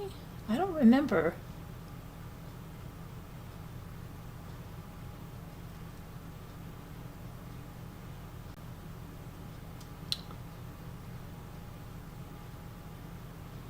Why doesn't she like Costa Rica? You have no guesses? You can't guess why? Because of the monkeys. She says monkeys make her nuts, but she also doesn't like wind chimes, so... My other niece says the monkeys don't bother her at all.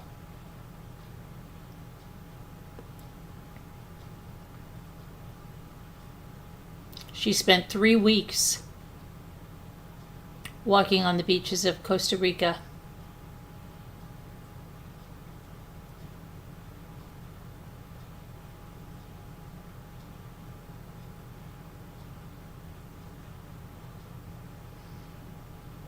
But the monkeys bother her.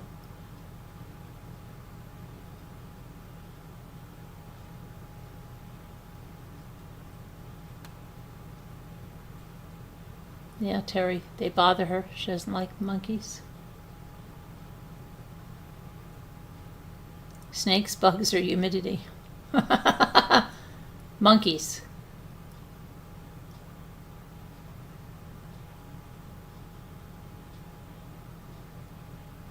Yep.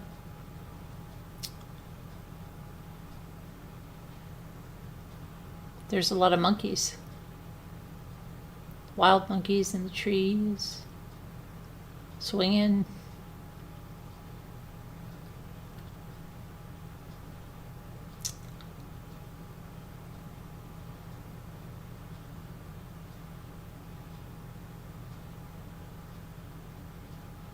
Do you like monkeys, Terry? Scooter, where did you go? Yeah, go ahead, ask anything. I'm not saying I'll answer anything, but you can ask. You can, anything you can ask. Go ahead.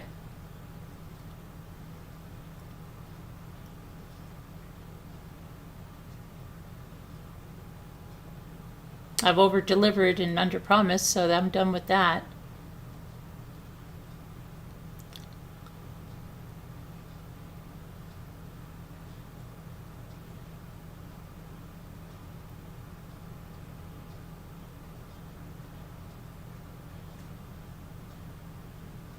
Scooter! Terry, where's our bestie? Where's our bestie? Where is she? Scooter, get your butt in here. You better not be watching John and his mother. John and his mother, or that lady on her dating, or those girls sailing on the ocean.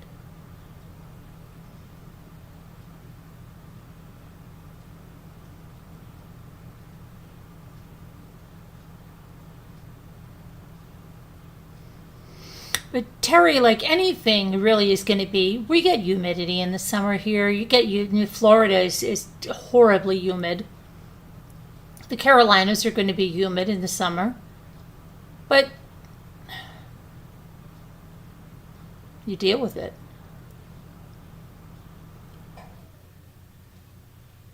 Really, I think anywhere on the East Coast is going to be humid in the summer. Right? You don't get humidity up there in Wisconsin? Do you wear a cheese hat? Do you have a cheese hat, Terry? Which reminds me, where is our one-eye blind arts? What about that shooting? Yeah, with the father? Pretty bad, huh? Shot his kids and his was it his cousin's son or something too, and terrible. Again, Terry, people that can't problem solve, they can't, we wonder why. We wonder why. Do you think it's normal that people are fixated on someone for 7+ years? I don't think it is. If people can't regulate themselves and move on from something after 7+ years, are we really wondering what's happening? There's something's wrong. Something's happened. Something's something's not right. All the lights are not turned on. There's a disconnect. A big disconnect. There's a short circuit. I refuse to wear a cheese hat. Do you have one? Do you like cheese, Terry?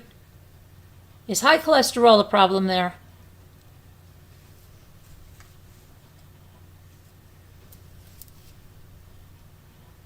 Why are you known for your cheese?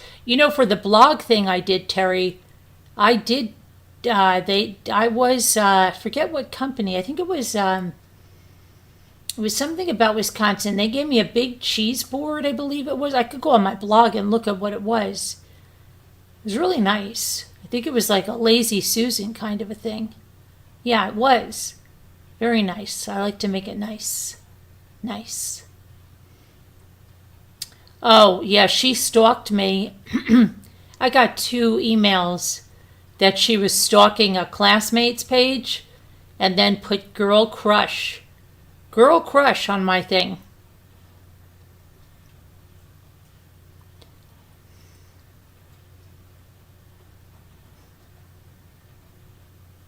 Come on, girl.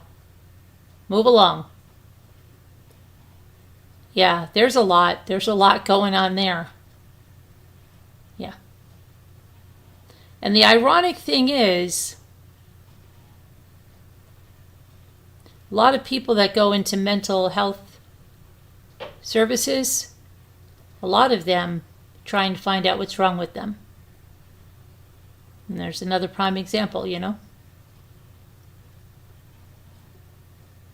My opinion.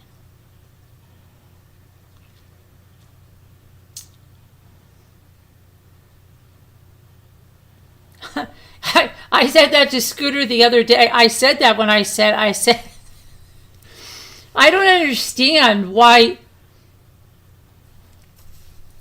it all started with, I believe, the Boston person, seriously, who said I was adorable or something, you know? Then I think that's what it is. Like, really. I don't know. I don't know why. Do you think I have that sort of... I don't know. It's crazy.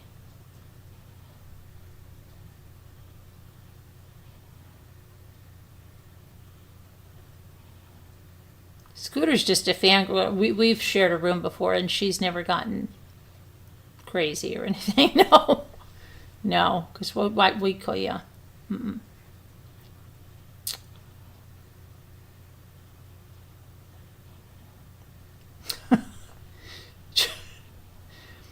Okay, thank you.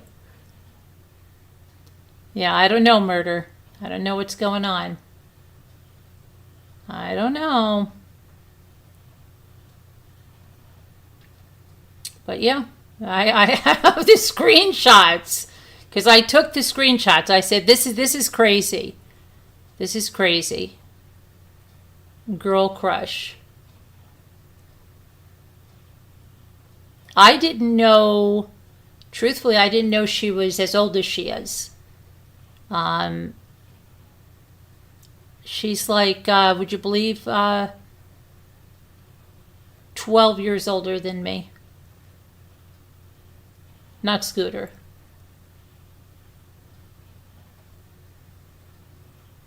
There's a lot of crazies out there, murder, yeah. Scooter's MIA. She was in the chat earlier. She was chatting it up in the text to me about somebody she calls Gloom and Doom. And then she was thinking up a whole bunch of funny names. I'm not sure exactly who they were for. I don't remember. Scooter, what were the other names you had? She wants me to get some shirts made up.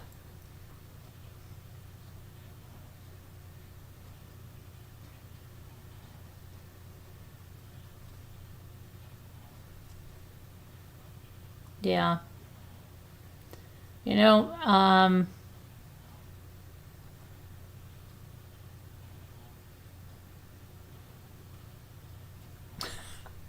probably Mr. Yeah. Yeah. It's a little scary how invested, that's what I mean. Because if you're in mental health care, and I'm just going to speak generally here, but anybody in mental health care, can you imagine going to any kind of a counselor, a social worker, and just literally saying, I'm fixated on someone that I found on YouTube. Did you ever meet the person? No. Did you ever meet them face to face? No. I emailed them. Okay. And what's going on? I can't stop watching her. You can't stop watching her? No. And then I can't stop commenting on every single thing that she does. And I can't stop talking about her. And I think that I justify this by saying that I'm trying to tell people things, okay? And I write complete novels about this. And I've done it before, but I can't stop. I can't quit this person. How long's it been? 7, 8 years? 7, 8 years. Did you ever have a phone call with her? No. No. Were you ever even in like a Zoom with her? No. Mm-mm. So you just saw her on YouTube? Yeah. At one point you were emailing her? Yeah, I was emailing her and I was sending her gifts. And one time I got upset because they were going to use a gift. I gave this paper, and I thought I misunderstood something, and I got really upset, and I started to write some really like hasty comments, and then the person on YouTube said, no, you've misunderstood. We just didn't have the thing. We appreciated. We're going to use it, and then he came around again, and then you did something nice when the creator had something happen, and then what happened? Okay. Then for some reason you felt a personal slight or something. They didn't answer your email. Okay. And then what? You've been unable to move on for 7 years. It consumes your life. You can't stand the person, yet you watch everything she says.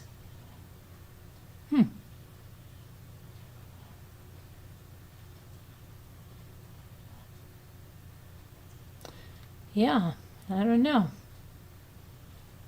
But you're in the mental health field? Oh, okay. You're supposed to be helping others? Okay. Come on. Would you want to go to... Seriously, would you want to go to see someone who has never met a person, never spoken to a person, only emailed a person, and cannot stop an obsession with a person? Do you want them to give you mental health advice?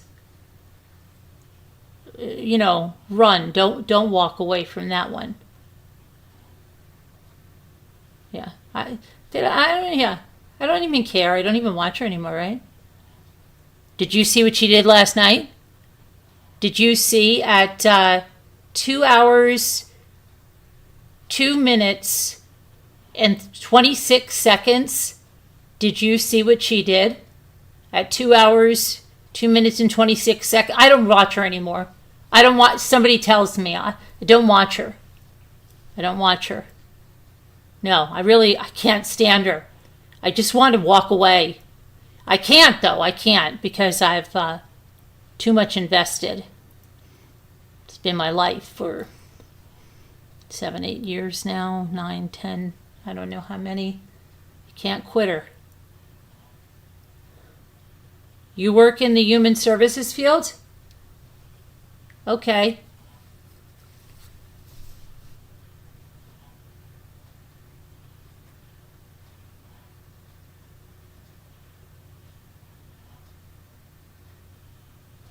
Quite a few people work in mental health. Exactly, and that's what they've always said, murder, that a lot of the people go into that to find out what's wrong with them. Yeah.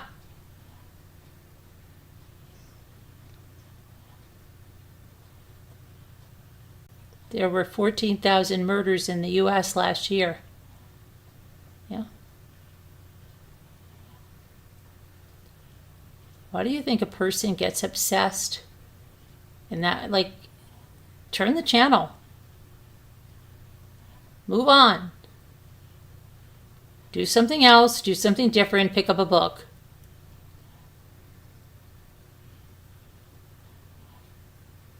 It's insane. And now, people are feverishly writing. What is that timestamp? Do you have that timestamp? 1 hour, 33 minutes. Did you see what she did? She looked to the left over there. And who the hell does she think she is wearing that Hello Kitty shirt? She's much too old to be wearing a shirt like... Did you see that? So stupid. And she's always talking about Eddystone playing that stupid song. And what does she mean her son is her why? How is her son her why? What is she doing? She better not be starting a foundation in his name. She better not be starting a nonprofit. She better not be. I'm writing that all down. I'm writing it all down. I bet you she is. I bet you that's what she's up to. Starting a freaking nonprofit. What the hell? What? She better not be honoring her son. I don't want to hear any more about her grief. Stop! It's sickening. Oh my gosh. Terry, you asked me, do I have stalkers? I have freaking stalkers that talk about every flipping thing that I do, Terry. And apparently I'm not allowed to grieve my son. I'm not allowed to talk about my son. I'm not allowed to start a foundation in my son's honor. My son cannot be my why. I can't be my son's voice. I better never, ever go to Edisto and film my family, my children. I better never do it. Okay?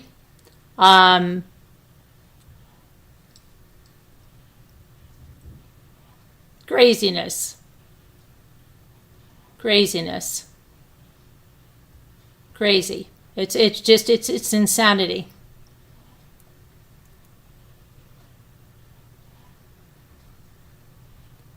Oh, I am. Terry, you see, I've already had a SWAT call to my house. The police already know when I go anywhere, Terry, because we were at a water park once, and you know what they did? We went with our kids, and they emailed and called the water park and said that I was having fights with them to try to get us thrown out of the water park. So now, every time I go anywhere, I have to tell them, when I interview authors, I have to let the authors know. I don't even put out the author's name, right, until I was ready to do it. Then I had to let them know these are the names of the people and that are probably going to email you. It's crazy. And yes, the SWAT was fake, right? Yeah, the SWAT was fake. Apparently, the SWAT was fake. And but when I go to Edisto, that's another thing I like is they know. And as soon as we go and before we go, we tell them we've got this house this year. I'm back again. These people said they're going to stalk me. Yada yada yada. Yeah, they put out our address one year and a picture of our house there to try to make people feel afraid. They really are, Terry. But you just got to be proactive. It's nuts. It's absolutely nuts.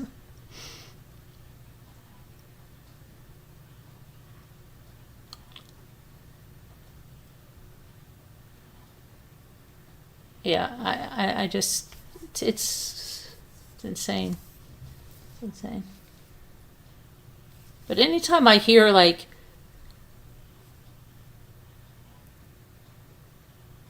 someone of them said, I told her she better not do this. Do they really think that I'm going to listen to them or that I care? You know, what the hell? That's why you're protected by what? Oh, you didn't let me know what you're protected by. What? Tell me. But really, they think that, I don't know who they think they are. Last time I checked, they're not my boss. They're not my family. They're not anybody that I value or would take advice from. So why? Who the hell? What are they wasting their time for? I told her she better not think of starting a foundation in her son's name. You're protected by buildings. Oh, bulldogs, yeah. Yep. You got to protect yourself, Zigzag. You got to protect yourself. I want to tell you what to do, yeah. But it's just ridiculous. Ridiculous.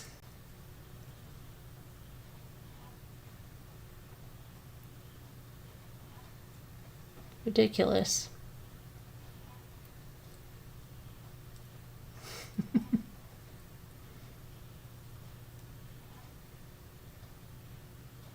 Everything, Terry. Everything triggers them.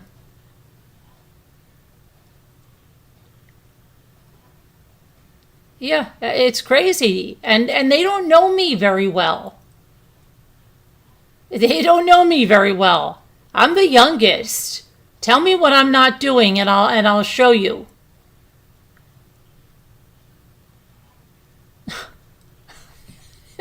I just laugh at it. It's so ridiculous. She better not.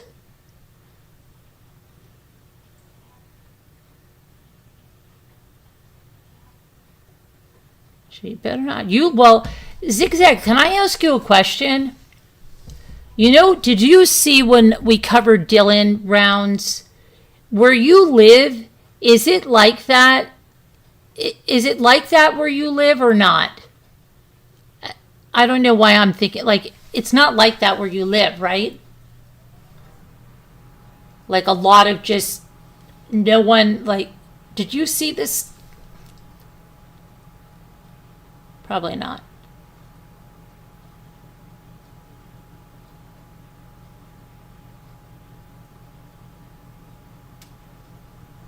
I don't think so. I don't know.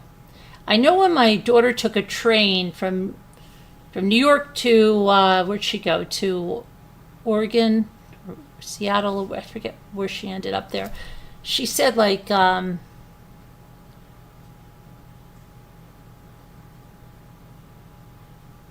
was pretty sparse.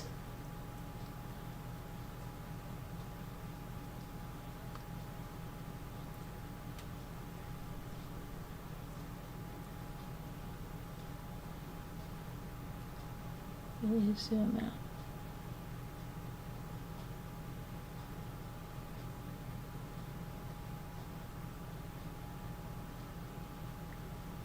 What's not good, Terry? You're very observant when I go to stores now. Yeah, I mean, sometimes when you look,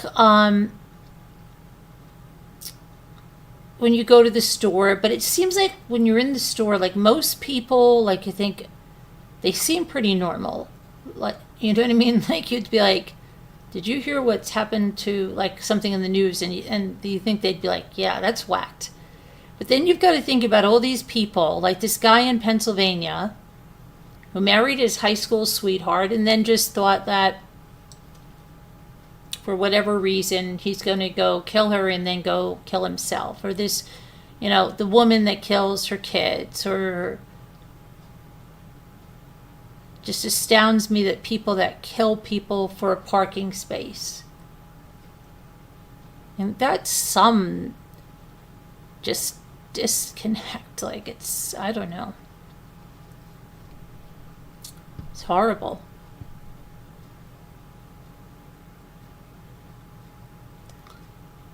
It's really horrible. And you have these young kids that, when you were kids, right, you're told, well, how many magazines or whatever were about breakups. So if you were dating when you were younger, most people didn't expect that the person that they were dating was going to be, their husband or the wife. There was all the things about the breakups, and how somebody has the ice cream and this and that, right? Yeah, kids today, and they're 17, 18 years old, breaking up with a boyfriend or a girlfriend, and they go and end that person's life because they can't move on. There's a real flaw. And then you're talking about if you have a mental health professional who is, well, I don't even know if they're treating anybody, but I think they're some animal specialist or something. But still, come on. If anybody knew what they're doing, I would not see someone, if I had a therapist and someone said, hey, you know what your therapist is doing?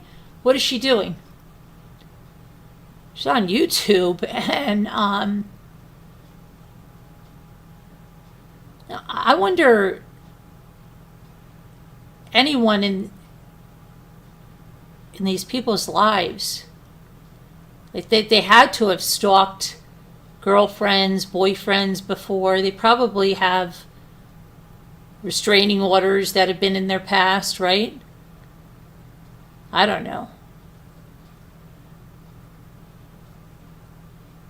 It's just, you're grateful you never had a stalker. Comes with the territory on here, but it's like, it's scary.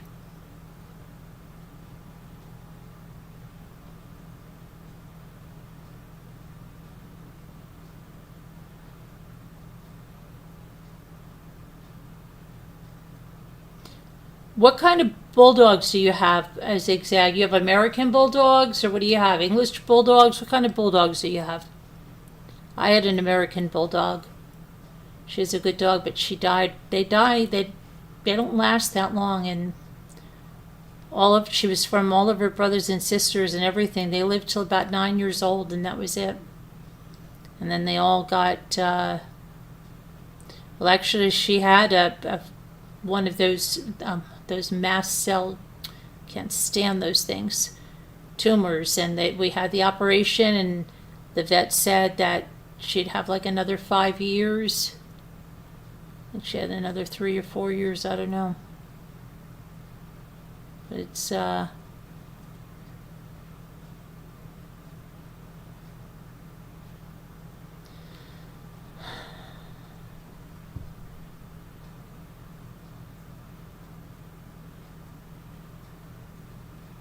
and I'm still friends with her breeder on Facebook, and I think she had the mother, and then she had ended up with 3 of the puppies, and they all ended up dying around the same age. It was really terrible. Another one named Lucky. Did you tell me what kind they are, Zigzag?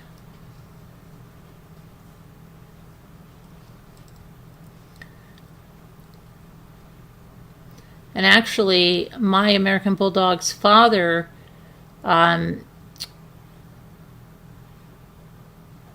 he was one of the dogs in the Abercrombie and Fitch advertisements and catalogs and things. It's a little bit of a special guy, but yeah. If you got another dog, you'd probably get a golden retriever. It's a big dog. They like water.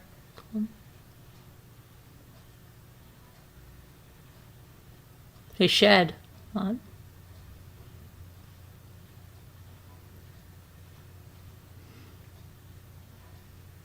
German short-hair pointer. My friend had one down here named Casey Jones.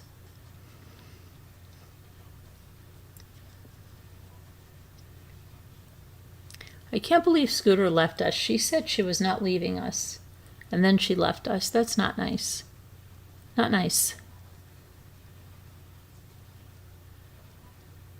Not nice at all.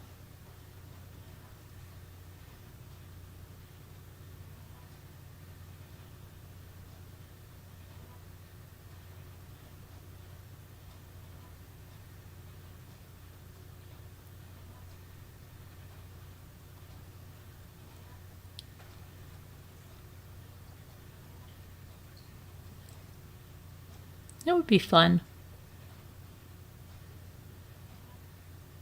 Scooter's cheating on us. That's what I heard. She was in his. She was messaging me, and then when we were walking, then I talked to Evie, and Scooter doesn't like us anymore. Murder, Scooter. That's not nice. Not nice. Where'd she go? Let me see. Let me go click on her chip.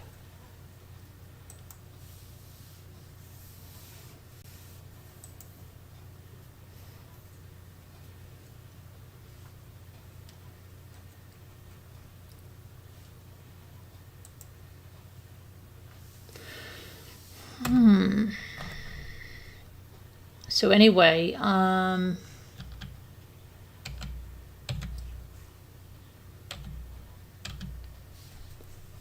hey, what's up with that? What's up with that?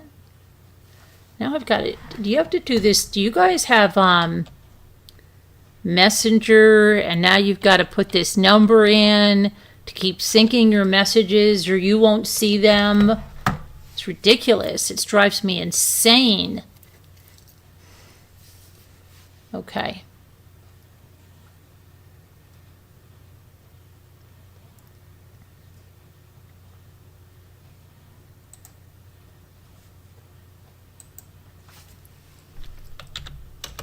No, the other day, I have to laugh. The other day, I got to tell you something. And I don't know, maybe some of you noticed it and maybe some of you didn't notice it. But the other day, and the reason I'm thinking about it is because I wrote it to Scooter. That's one of my messages here to her that said, this person that used to be, here years ago, who can't stop watching, I guess, they must not have realized what chat they were in, okay? Because sometimes when you have people that are just stalking the heck out of you, and so they're watching you, but then they're chatting with like somebody else. Well, they were in our chat, and they typed in, like, hi, everybody. And I'm like, I saw the name, and I'm like, hi. And then nothing, because they must have been like, shite, I'm in the wrong chat. It was great. It was great.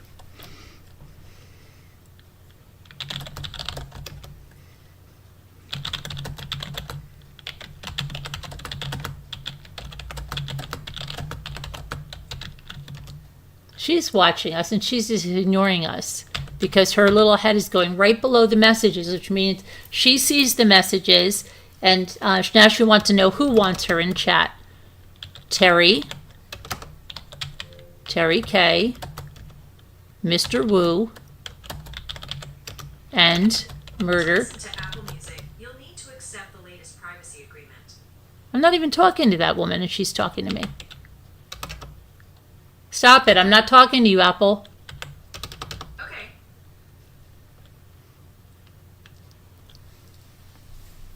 She said she'll be right there. Hold on. I don't know where she is. Probably watching John and his mother.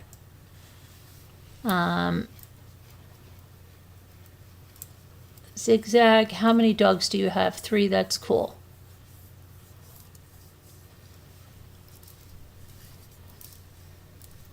You have 3? I have 3 too.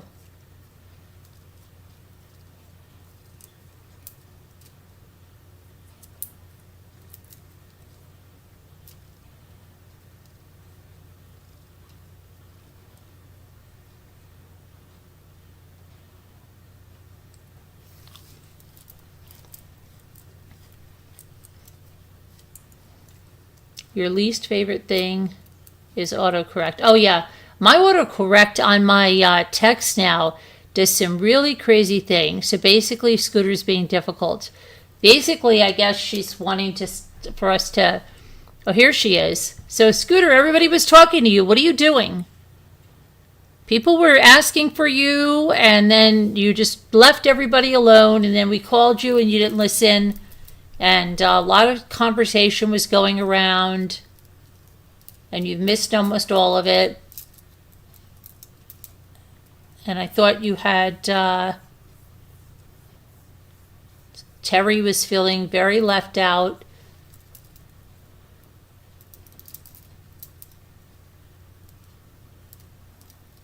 She didn't know what was up with you.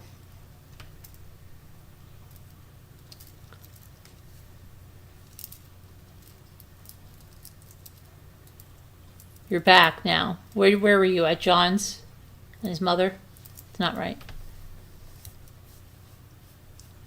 How dare she? Who the hell does she think she is? She had a Hello Kitty shirt on. What the hell?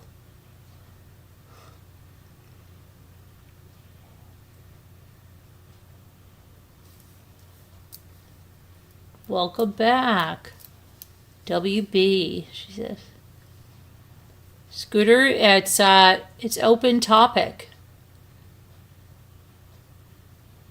You're listening to the lady about her dating life. Come on, Scooter. Is anybody in here dating? Because Scooter likes to hear about people's dating stories. Is anyone dating in here? Do we have anybody that's dating? Scooter's amused by dating stories. When will Jason be on? I don't know. Where's Jason? Jason, when will you be on again? Terry only likes you on the show. I don't know. I thought he was going to be. I don't know where he's been. He's probably trying to find some Nancy Guthrie stuff. Who knows? Nothing's going on with Nancy Guthrie case. Nothing, Terry. Nothing. Nothing, honey.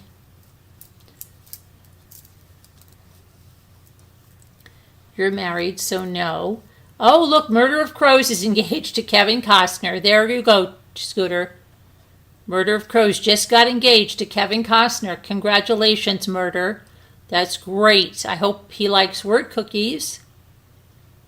Congratulations.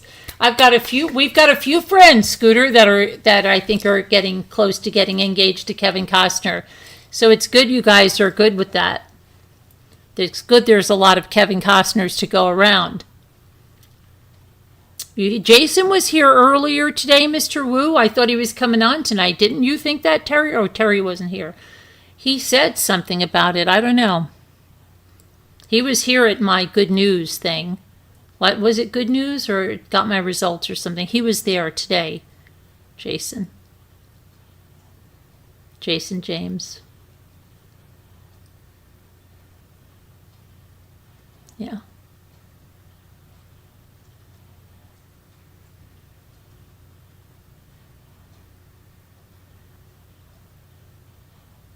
He just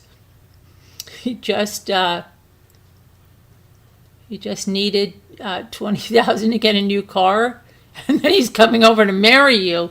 Oh yes, of course, yeah. I'm sure his money's just tied up, Murder, in his in those accounts, because that's what happens, right? He's got a lot of investments, and he doesn't want to, get any of those accounts open before their time because, there's a penalty and all that. That's okay. I can figure it out, Murder. I'm good like that. She likes hearing funny dating stories. That's all. Carolyn, note, yeah. She likes hearing fun dating stories. So anybody that has a fun dating story,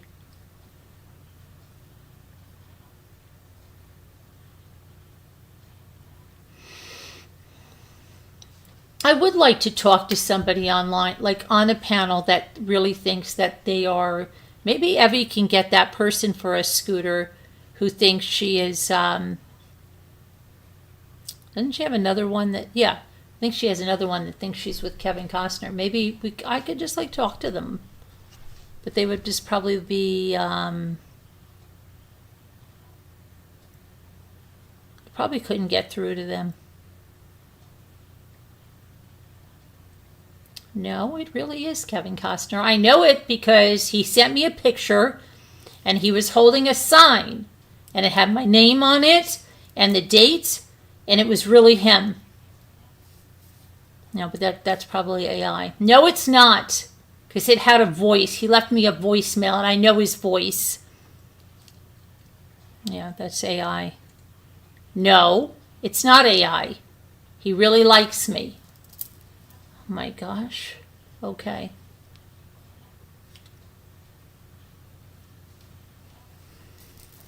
Come on, Scooter.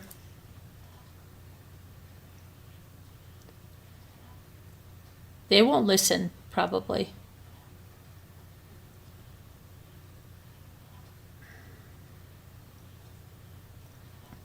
He really likes me.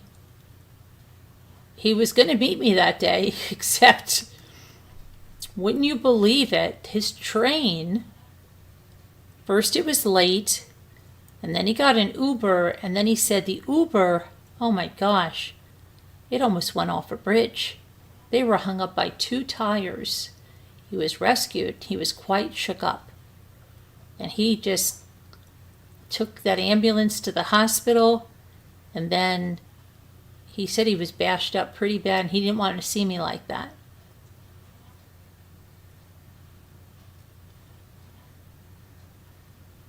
They made a TV program about love scams. An old man thought he was dating a pretty young woman. They used a picture of a young tuber that I watch. It was hilarious. But that's so, it's sad too, right? Because these people really think that somebody loves them.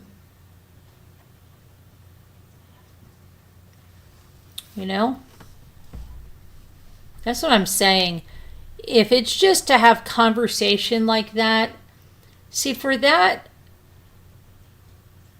if all they're having is conversation, then I'm almost like, maybe then for them, having like an AI companion might be the thing, because the AI companion is not going to be asking them for money. And basically that's all it is. They're never going to meet this Kevin Costner ever. Right? So it's a little bit safer. I don't know. That's nuts. And said at the same time. What did we say at the same time? That's nuts. And said it at the same time. I don't know.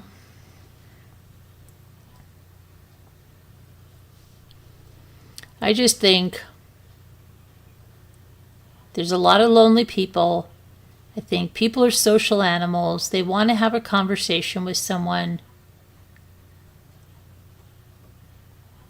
And I don't see Mr. Wu saying anything. LMAO, Mr. Wu, she always is. How come I don't see Mr. Wu saying anything? Mr. Wu, she always is. What are we talking about? Hi, Terry. I see the last thing Mr. Wu said is, I do miss Jason. And Terry said, me too, Mr. Wu. And then, see, I don't understand. Then Scooter says, LMAO, Mr. Wu, she always is. I think my chat is missing things. And you know how I feel when I'm missing things.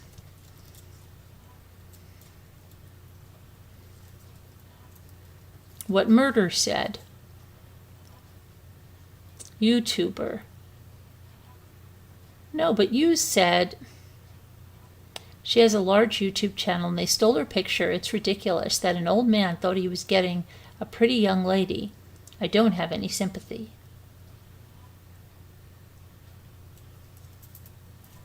Huh. Interesting. My connection's having problems tonight. Oh no. Wasn't there a show like Love Connections with Chuck Woolery or something? I still don't know why she said Mr. Wu. She always is. What is she talking about?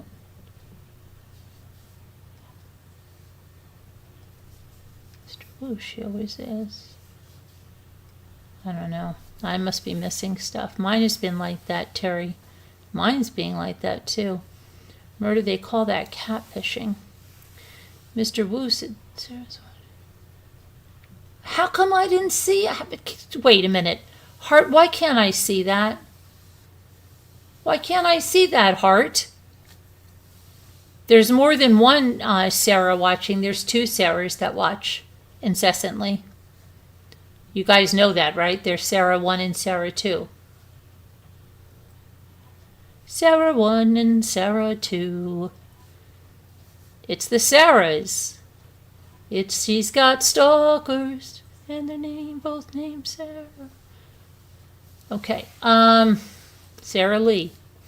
Sarah Lee, remember Sarah Lee? Do you think Sarah Lee was a stalker? Probably not. And Sue B. Honey. Can you imagine if Sarah Lee and Sue B. Honey got together? Sarah and Sue B. Sarah Lee and Sue B.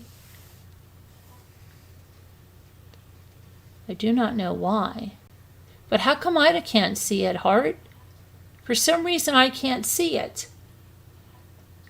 I'm missing all the good stuff.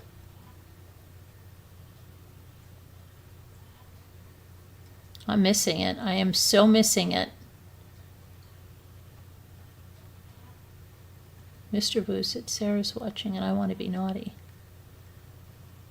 And then Scooter said, what did Scooter say? So then Scooter must have said, wait, now I can't even find what Scooter said anymore.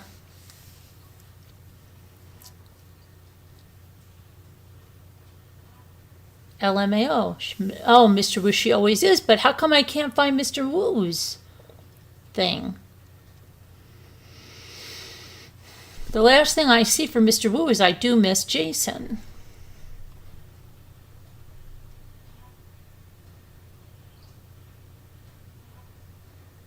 I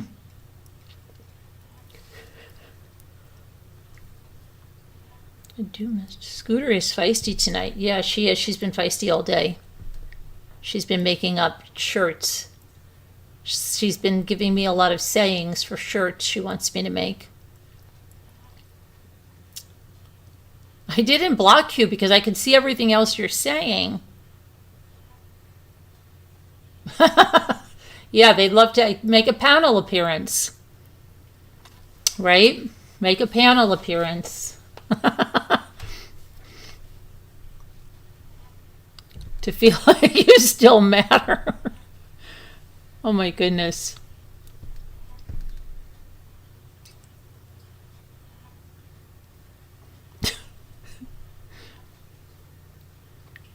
It's crazy.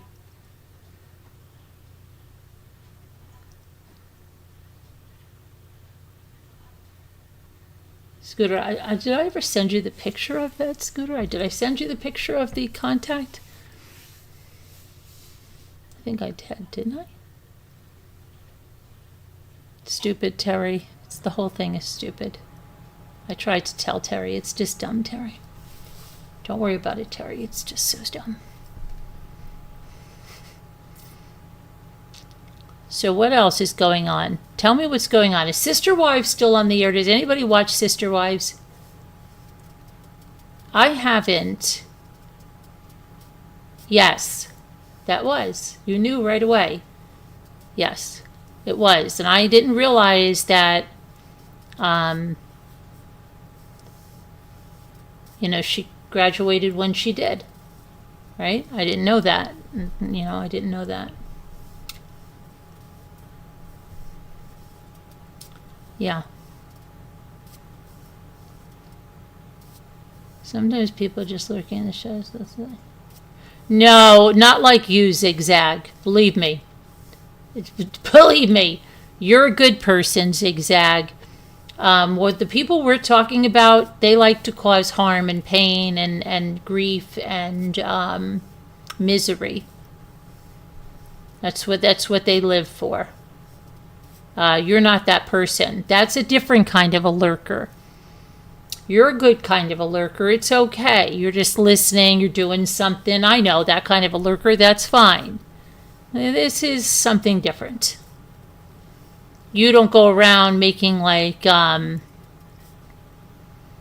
don't have notebooks filled with the timestamp and everything I'm saying at a certain time and then go back 7 years to take a sentence and then put it in a video, and because that's all you have. No, that's not you, Zigzag. Believe me. You're not that type. That you're not a stalker. You're a lurker, which is fine. You can lurk. I think these people are miserable, and they absolutely, Terry. Tell me a happy person. Or a person that's content with their life and is having a good life that would invest that kind of time into someone allegedly that they don't watch.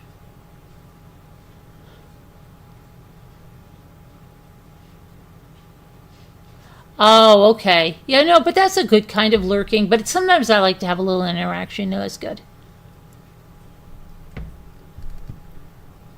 Yeah, it's hysterical. Better not do that. Who the hell does she think she is? She's gonna do that. She'd better not. No, they don't, Terry. Rational people do not act like that. The lady I was watching about dating said that, Carolyn. What did she say? About what? Tell me. That what? Tell me what she said. What did the lady that you're watching about dating say? Enlighten us. Can you get her to come over here and talk to us? Is she live right now?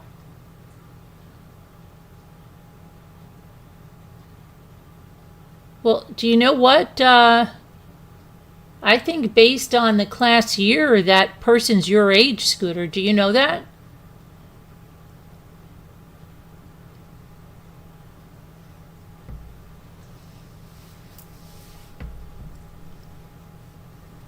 It's very scary, Terry.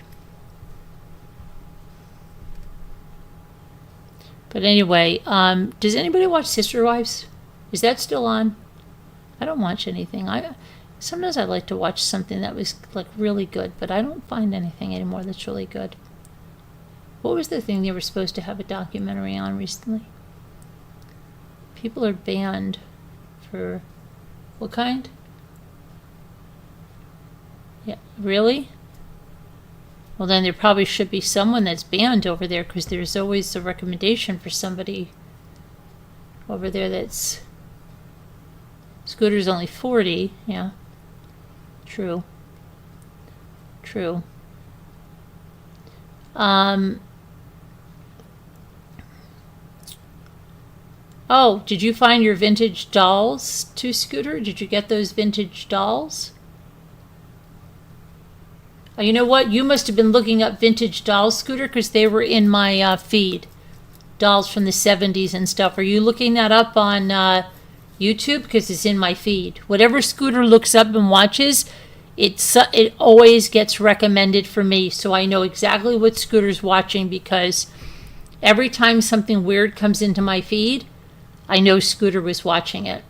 Have you guys seen this lady? Okay, she's on YouTube, but she's also on TikTok, and I think her channel is called The Dolls Are Not Real, but she literally does these videos where, and she's got this voice that she makes the voices of the dolls, but you can hear it, so like, she's like, I forget what their dolls' names are, like, she's like, who's ready for oatmeal? And then like some of them are bigger, so they're like, I think she has one that's like 6 or something, and I forget what her name is.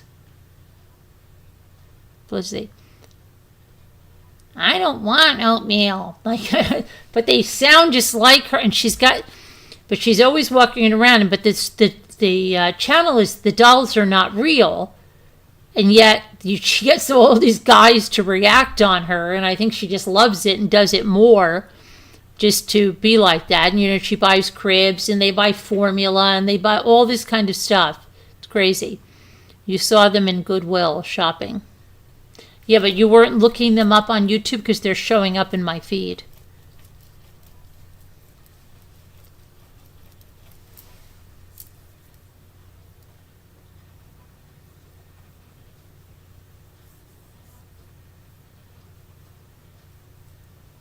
And then there are people that are happy for your success. Yeah, exactly, Terry. And you want to stay around people in the latter category, right?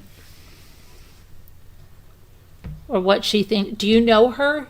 She's on YouTube too. I don't know if her channel is but she's on there too. No, she just... Scooter would probably really get a kick out of it. I bet she would. Scooter probably really would.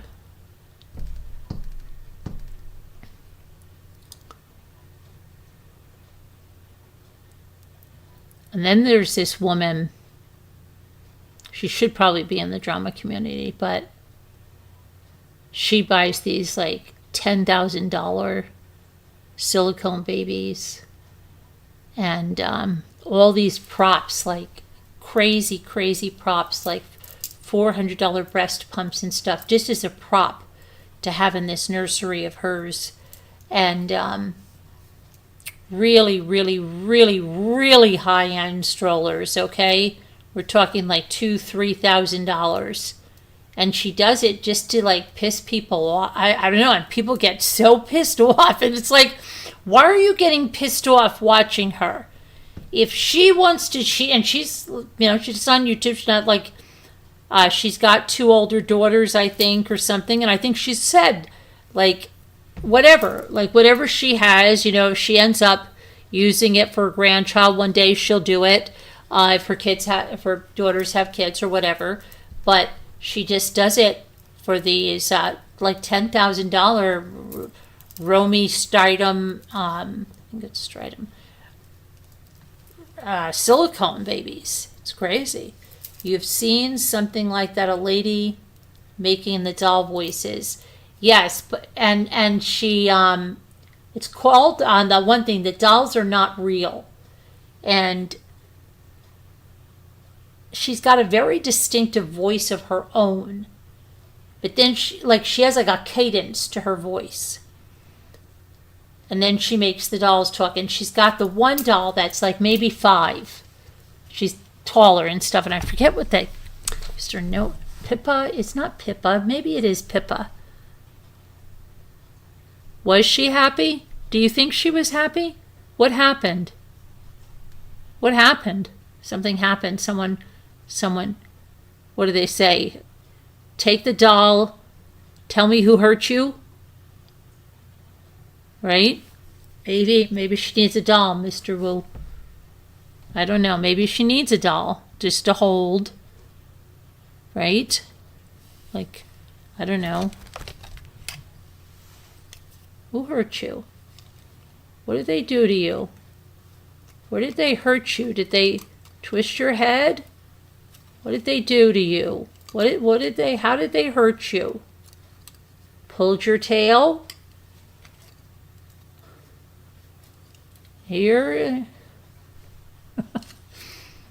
Who hurt you? How did you get like that? Did somebody hurt you?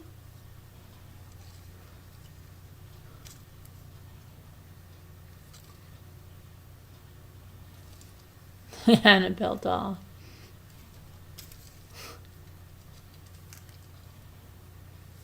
Did somebody push you off a swing? Is that what happened? Somebody told you they were coming to take you to dinner and they didn't take you? Oh no. Is that what happened? You don't feel loved? You didn't get enough hugs? You didn't get enough huggies? I don't think they got enough hugs. Scooter has a theory. Do you know why Scooter has a theory? Why she says... Scooter's got a theory. Scooter's theory is that a lot of the people, okay, and it is true, a high preponderance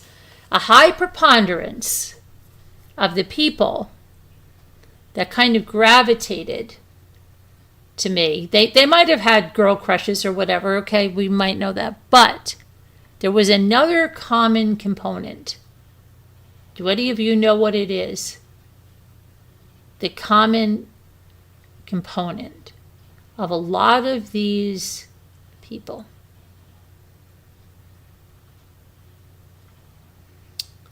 There's a common factor. And here's the factor. They didn't like their mother. They said their mother was a narcissist.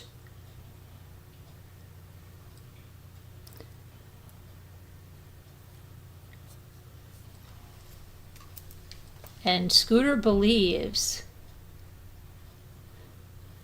that they came here seeing the mommy in the channel, and kind of like they go overboard because it's like they're looking for this thing. No, what are you thinking? That's true though, but that's not it. But it's true, Scooter. Think about it. How many? I'm saying it wrong? Okay, then you say it. But they are. That's why that our friend, because we have one friend that every time I tell her that about that, I get really wary when someone says that their mother's a narcissist and they don't like their mother. And she goes, not everybody, maybe most of the people that have done that to you have that. It doesn't mean that everyone is going to, because, yeah. But the name mommy, but then Scooter, you think about those people and what they said about their mothers. And you know it. And that's why a lot of that scares me a little bit, you know. But there are some mommy issues there. Okay, and what I think is, whatever is a trigger, okay, then all of this, whatever it is for their own mother that they hold, gets unleashed.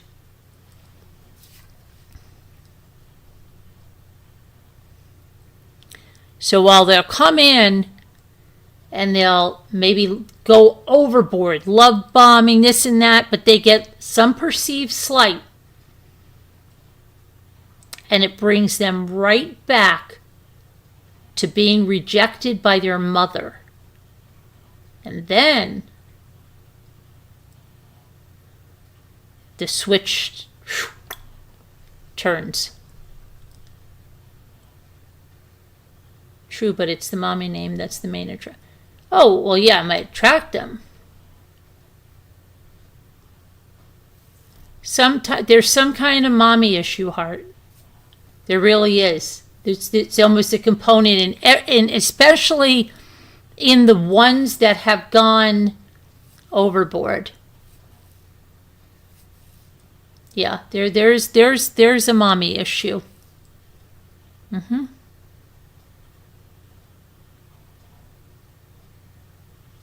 But there's mommy issues, Scooter. And most of them said the mother was a narcissist, or the mother was abusive, or the mother didn't care about, like it wasn't a mother. Yeah. Just like all kinds of mother issues.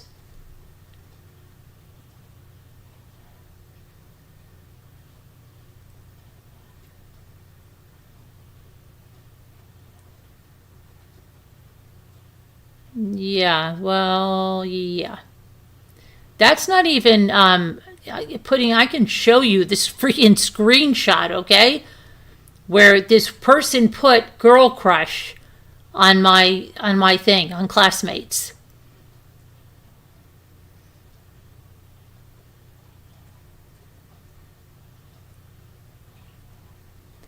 Okay. You say they're looking for something. I believe that about the feeling rejected and then lashing out with the anger. Yeah. Some perceived slight. There's a lot there to unpack. Okay?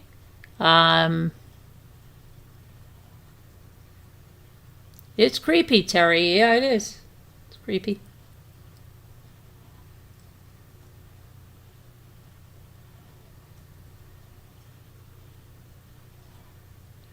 Oh, no, I hear you. I'm being serious too, Puddin'.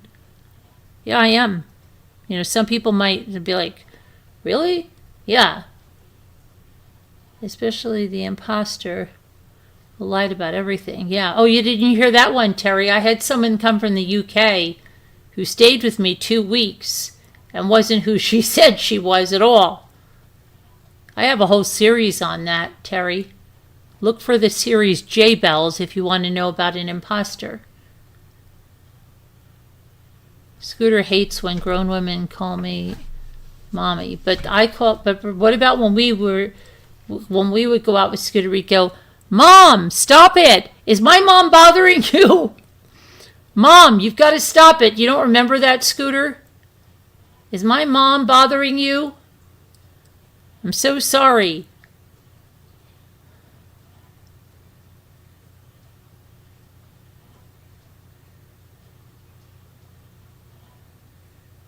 You know what Linda does? Linda goes like this. If she's on the phone with me somewhere, she goes, well, I'm sorry, I'm on the phone with my mom. My mom's on but she does it to be funny. Yeah, what a loony. Yeah, well, you live over there with her, Murder. She comes from your country, okay? She said she came from here, Terry. She said she was born in Michigan. In Ypsilanti, Michigan. Oh boy, that's some story. You can't even believe it, but she was from... where was she? New Yorkshire? Where was she from? Murder? Leeds? No. North Yorkshire? So she's just shares the country with you.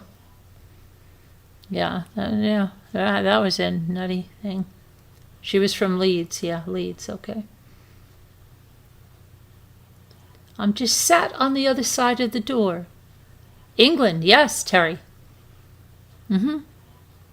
Yes.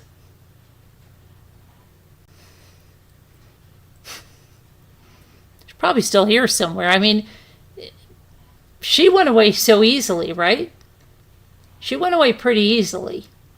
So she's got to still be around here in another name. You know that. They don't go away that easily. I think she's scared to death, probably. Yes, Terry.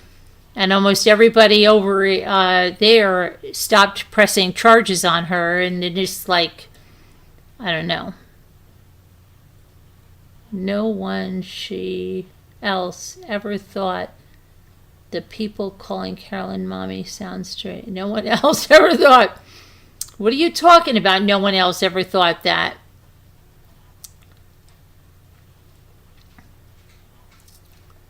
No, she didn't equal. She really. She wasn't. She wasn't easily triggered. Not at all. She was just a pathological liar, an imposter.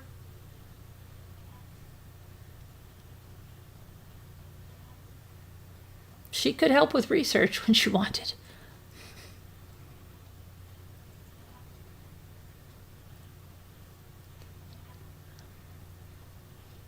I'm asking Mommy Ramblings. What are you asking, Mommy Ramblings? No one else ever thought the people calling Carolyn mommies. Yeah, it sounds strange. When I don't know who would do it so much. J-Bells didn't do it. J-Bells didn't call me mommy. She never called me mommy. J-Bells never did.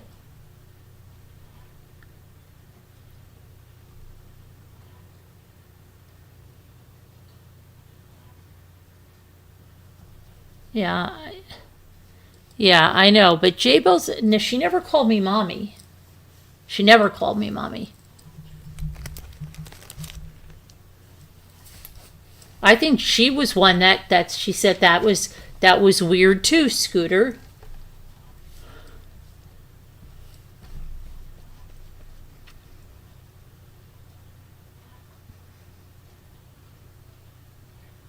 You're triggered by Gladys and her fake credit. Yeah, where is Gladys and her fake credit card? She supposedly just gave me a big donation. I'll use it for the foundation, Gladys. Where is it? Where's the donation? I'll use it for the foundation.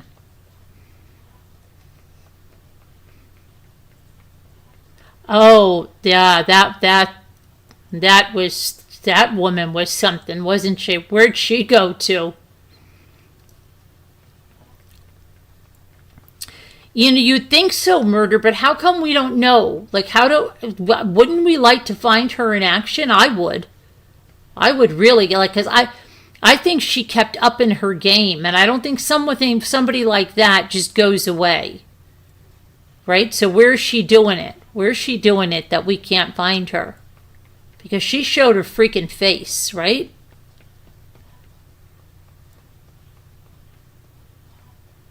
Sometimes sometimes I wish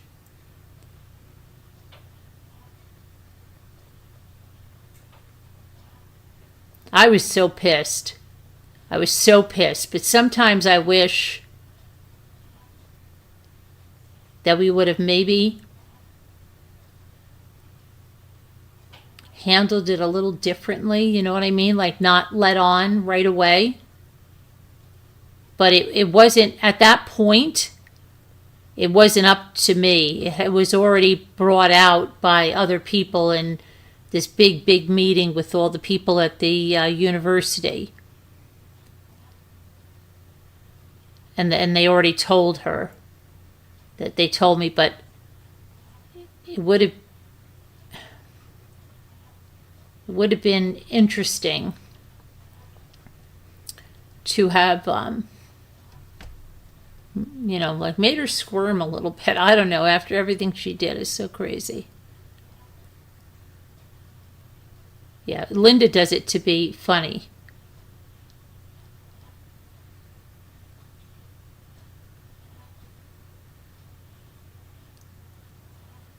Yeah, she was something else.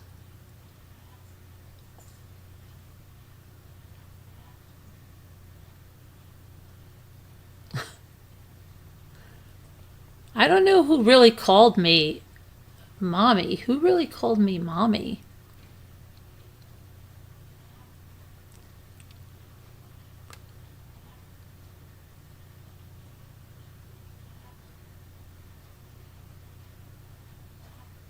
Trying to think.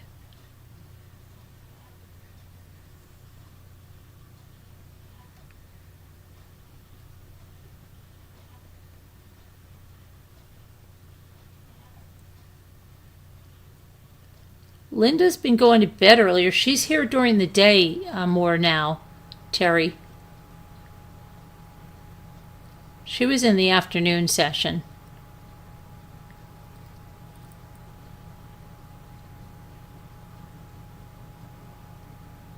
Wouldn't it be funny if some bigwig came in and called you mommy? Some bigwig? What do you mean by a bigwig?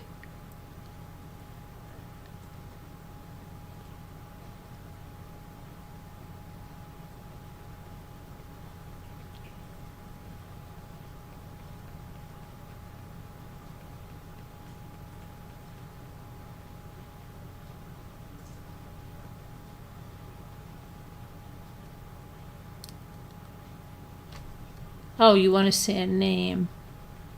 And Terry goes like this, just say it, like, because Terry doesn't even know. Say the first letter. Say the first letter of the name, Pudding. I want to see if I can get it. Just say the first letter. The first letter of the name.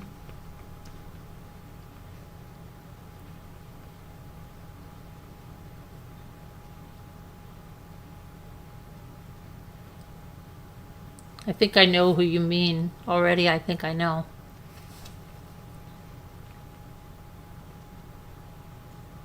I like Colleen because of her excellent sense of humor. Yeah, Colleen's cool. T.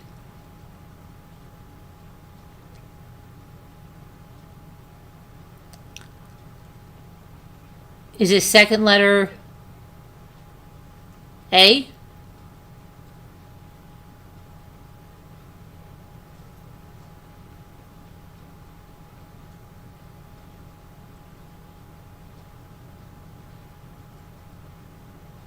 I have a lot of people have a girl crush on me, Pudding. It's kind of scary how many.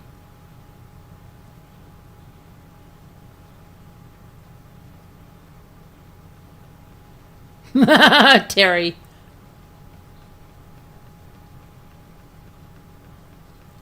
You came in chat under your real name for the Watts case? And some of the chat called me a troll. Really? That's so crazy.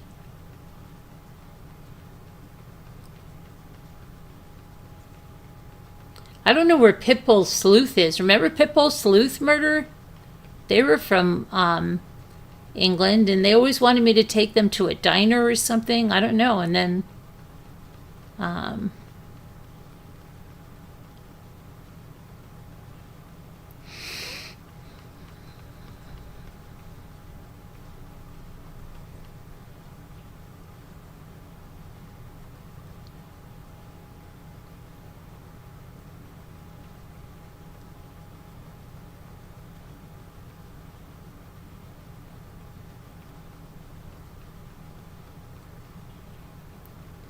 but that was another thing, that it's so many of those people, they just hate bond with everybody, that some of the people that they made the biggest fuss about, they welcome with open arms, like just to have anybody, doesn't matter. So it's so ridiculous.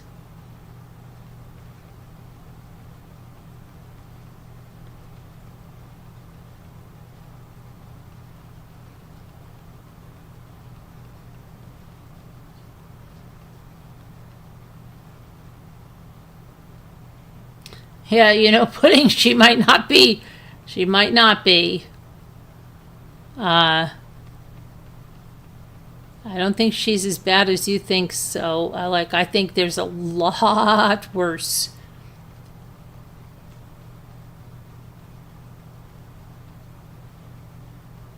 Yeah, I don't know where Pitbull Sleuth is, because I think Pitbull Sleuth used to ask me about that case in Texas, about that woman in the garage sale. Always, I think it was Pitbull Sleuth that was always asking me about that. And does anybody remember? I can't remember the name of this person that was always here, and I don't think they're a bad person or gone anywhere. I just haven't seen them. But they were always telling me about some lights that they got, and they were like solar lights, and they look like fireworks, and they wanted me to get them so badly. And they kept telling me, I can't remember their name, and it's driving me crazy. I think it began with a T, but I don't remember. And then there was that person that ordered those dollhouse kits, 2 of them, and they were trying to do them, and then there were pieces that they said they couldn't do. I don't remember that person either, but and I don't think they've gone anywhere bad. I just haven't seen them around. And remember that lady that called, that yelled at Scooter and I with the miniature pottery? That was something, right, Scooter? Not a joke.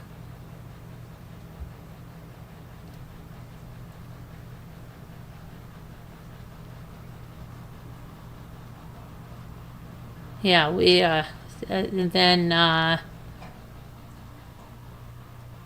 yeah, remember that other lady? That, what was her, Nana, Grandma, something, and then her name changed, and then she went on YouTube, and she kept telling us she was very famous or something, and she had a really big channel, and then one day she came in a wig, and she was wearing this crazy wig, and then one day she came with that candle thing, and she said something like, you put an eye on it when you do this or that. It was, remember that Nana person? And then she changed her name, Scooter, and she started covering, I think, the Gabby Petito case. Do you remember her? And she changed her name, but she told us she was like really, really famous, and she had a really big channel. Yeah, Nana. Okay. What happened to her? But she got a new YouTube name. Remember, Scooter? It was like Mrs. Prim or something like that. Primmy Prim, something. I don't know what the heck it was. And it was so weird. Do you remember that? and you never knew. It was like a box of chocolates. You did not know what was going to happen. And you remember that time? Do you remember that time she was showing some collection in her house, and she had like some folk art, but it was of a certain ethnic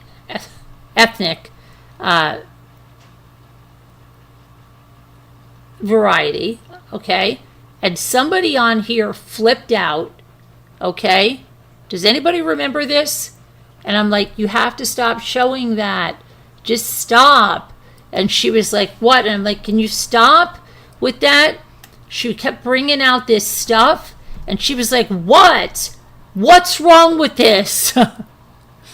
And then the time I tried to get her to call her sister, remember, because she said she had and I said, well, how about if you call your sister now, and we'll get her on the phone, and we'll see, if you can patch things up with her.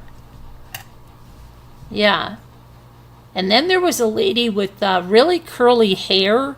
She came on during the marathon, and she was on, and then I don't ever remember her after that. I think her name was Chris. Do you guys remember that lady with the curly hair and her name was Chris?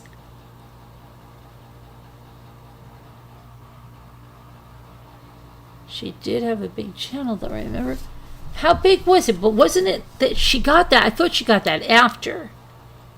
Pretended to have a crisis. Oh, that was scary, because I really liked that lady.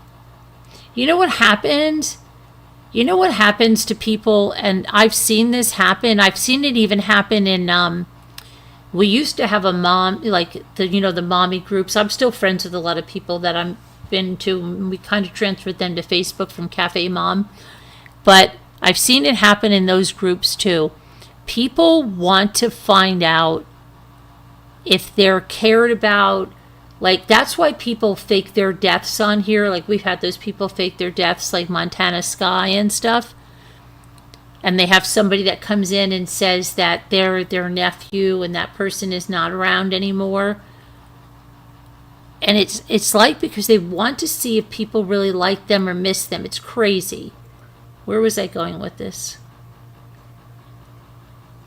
I was talking about faking their death. I was going somewhere with this. Where was I going with this? I was telling you about the grandmother that came in here. My name Chrissy. Where was I going with this? Where was I going with this?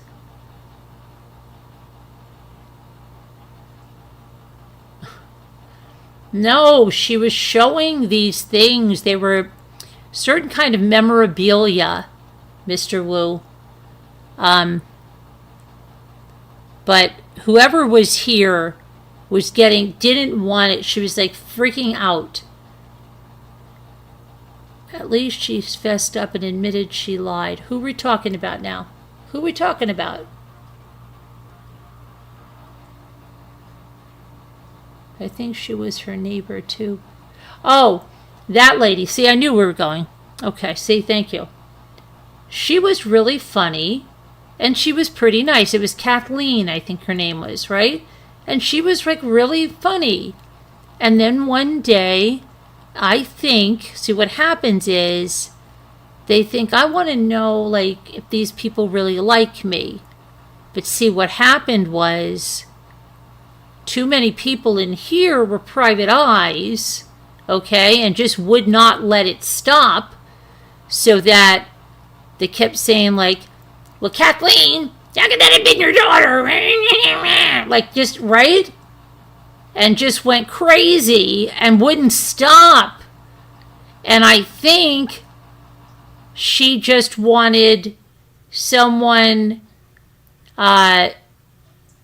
just to know that someone cared about her, I think. But I think there were certain people going crazy.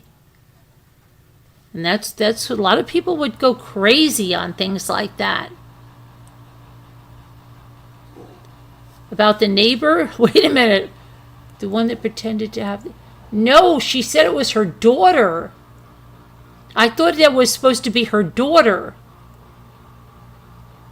we could watch it again. I mean, if someone would like ever catalog, we should ask them because they know what every video is, and you know, we know where they know where every video is. They have everything cataloged. It's like they have like that catalog system that the library used to have.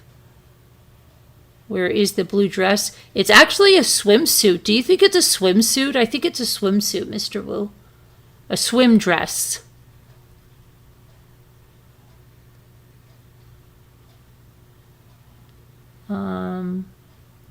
Yeah, I can see it too. But somebody got really, really...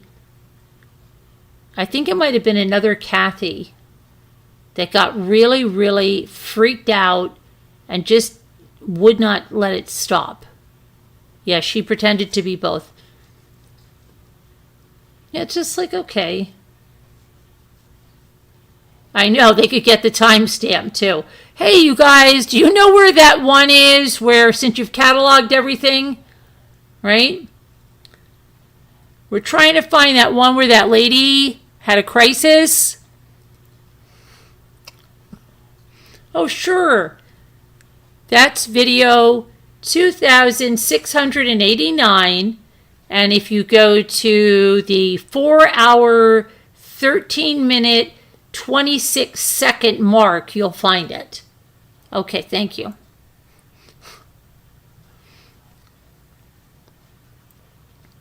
Yeah, and you know what else I found, which she did? And I've heard other people do it too. That girl Jenna did it as well. They've taken bits of a stand-up comedian's act,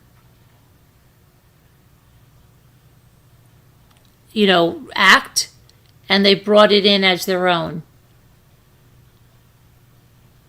It's a dress then, okay, but is it? I thought it was a swimsuit, unless I'm thinking of a different one. Yeah, thinking of a swim dress, perhaps. She was on the beach. Yes, that's why I think it's a swim dress. You don't think it's a swim dress? A modest swim dress, proper. She might have been happy then. Maybe it was the last time.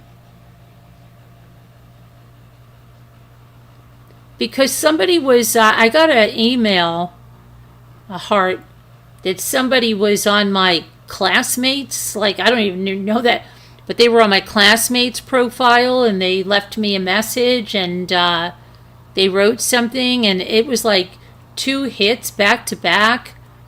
And when I looked, it was somebody with a blue dress. And they wrote like girl crush on it and it was kind of weird.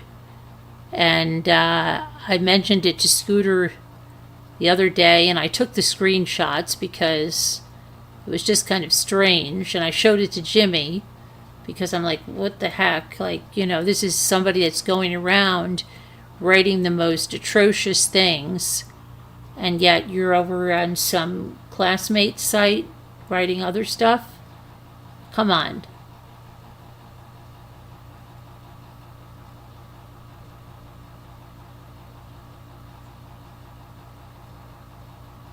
That's bizarre.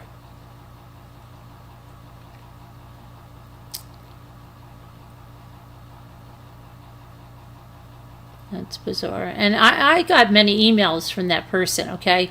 That person and I never spoke on the phone, but that person sent me multiple emails.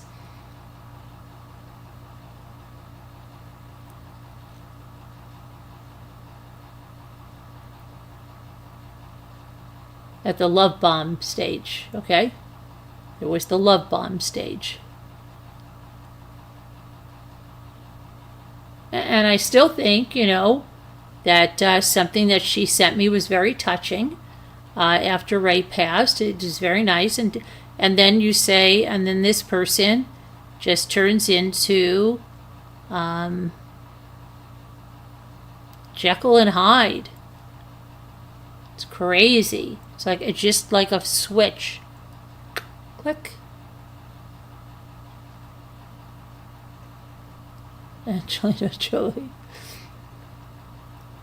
Just how it goes.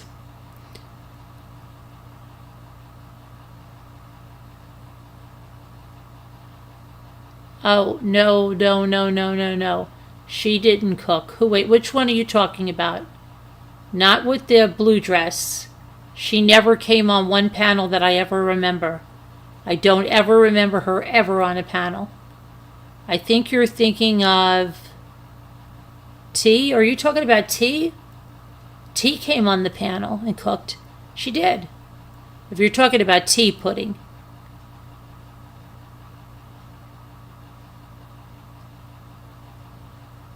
But that one never came on the panel, the other one.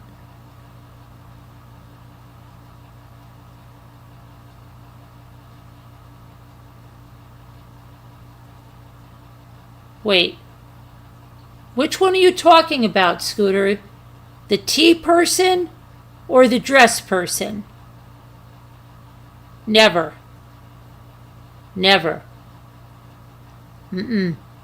I don't believe so. No. Cooked? No. No. No.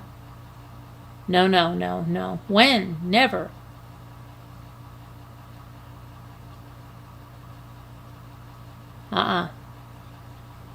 Cook? Would she cook?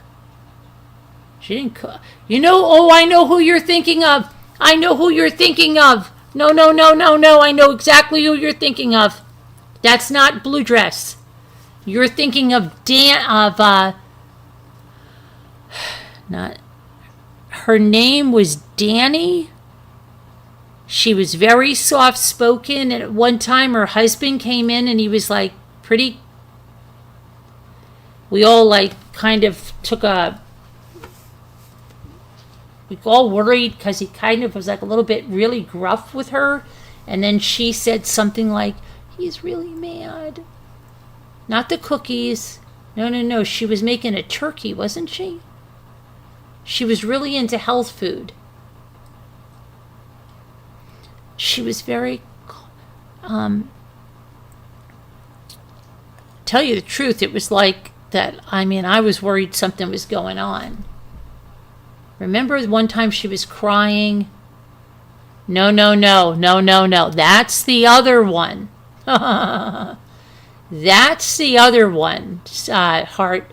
That is a S word, but she doesn't go by S word.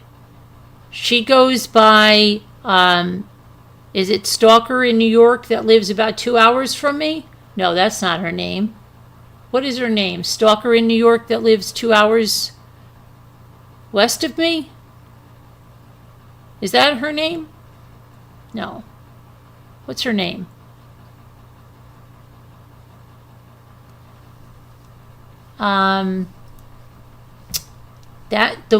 Okay, listen to me.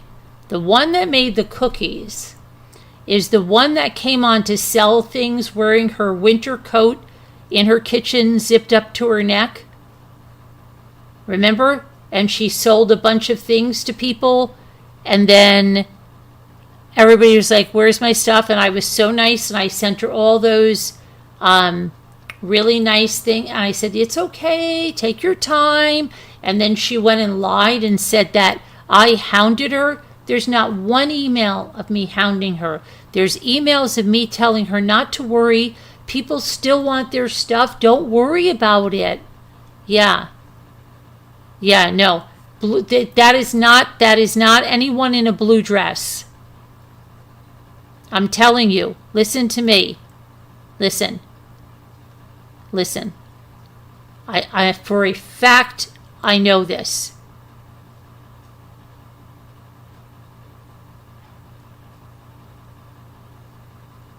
The one that made the cookies is another one that's out of control, who lives in the state of New York.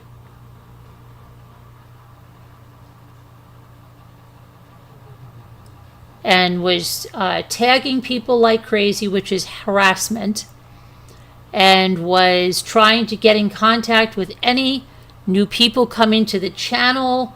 She was going to town tagging, and then I think somebody finally told her that can be seen as harassment, and you're in the same state as her, and you probably want to lay off and stop doing that.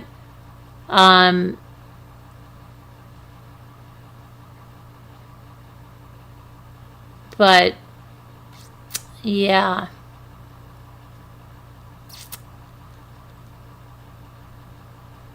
Yeah, she made some cookie when we did the cookie exchange, but she also came on to sell something and wore a jacket all the way up and sold things people wanted, but then she didn't send them out, and then then something happened, and in order to be an enemy to me, she said that I sent her never will show them, because I can show every email that I sent her telling her don't worry about it. Everybody still wants their channel.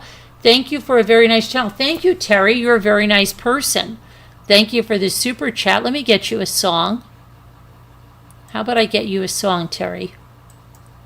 That's nice. It's good to have nice people.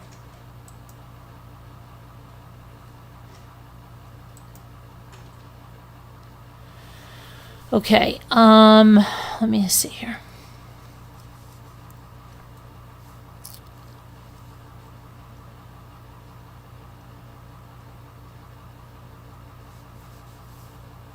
You better not be playing a song. Oh my gosh, she's playing a song. She's playing a song.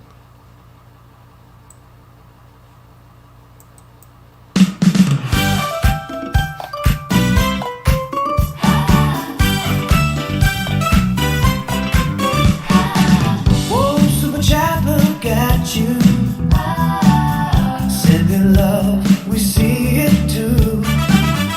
Thank you, Rammer, shining bright. Mommy ramblings up tonight.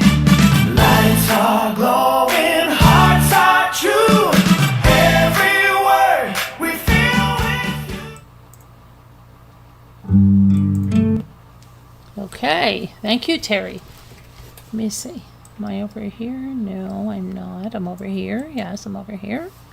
Where am I? Over here. Okay. You're sitting back and reading the chat now and laughing. Your fingers are numb now. Yeah, I don't know. So the one that wore a blue dress, I don't know what she was before she wore a blue dress. I do know.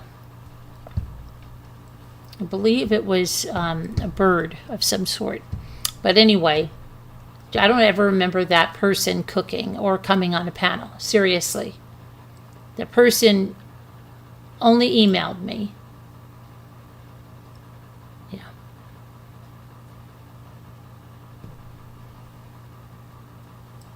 Yeah, yeah.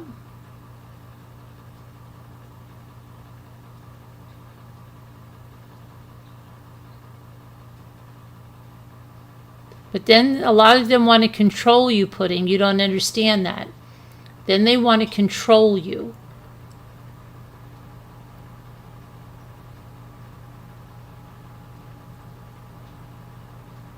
Yeah.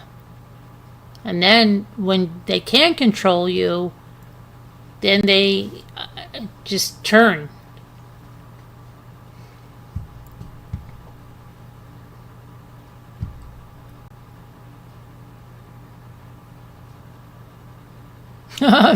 Your fingers are almost 71?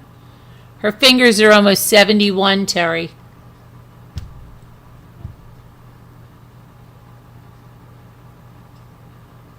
Just, oh my gosh.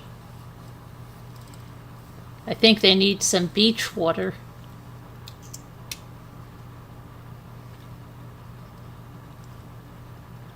I think they need beach water, Scooter. I can't believe it's 4:12. How is it 4:12? How did that happen? What's tomorrow? What's tomorrow? Wednesday? Tomorrow is Wednesday. Tomorrow is Wednesday. Tomorrow's the last day of the month? No, tomorrow's the 29th, right? Is tomorrow the 29th?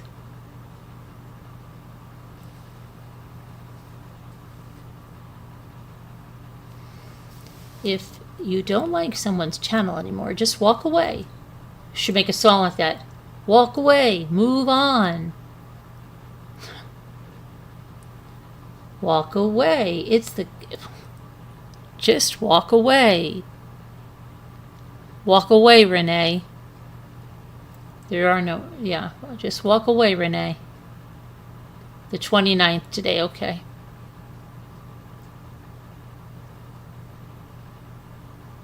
People are probably freaked out because I usually leave by now. Is she going? Is she going? Is she not going? When do you think she's going? Friday is May 1st. I usually am in Edisto by now. Well, if I'm not in Edisto by now, I'm usually in North Carolina by now. When did I leave last year? Did anybody remember when I left last year? I had to pick Linda up last year. Scooter, when did I leave last year? Do you remember?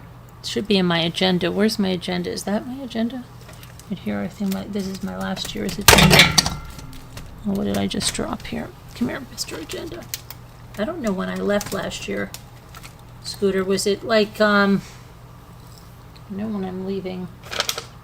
Let's see, but I think it was, if I look at my calendar, I can tell by, but we spent like a lot of time at Sammy's, more than normal, prior and after, I think. Let me see. Scooter, you missed Sandy and I had a nice Zoom after you left. For about 2 hours, 3 hours. Okay. Let's see here. If I look at last year, because we checked in on a Sunday last year.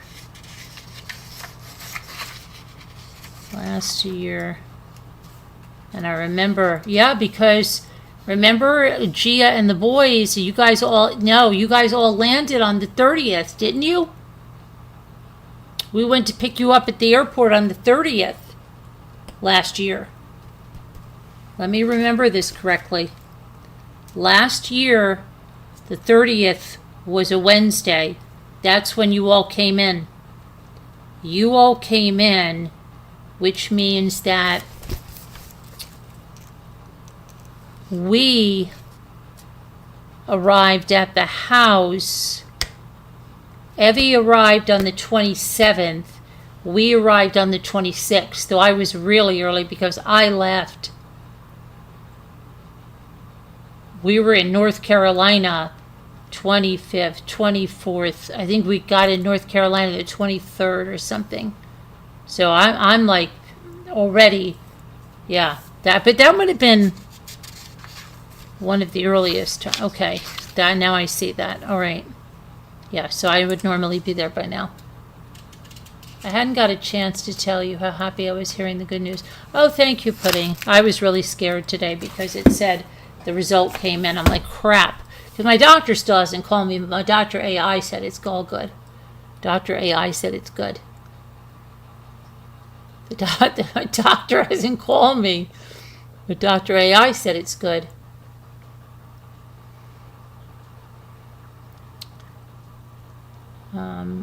Yeah, you landed on the 30th, Scooter.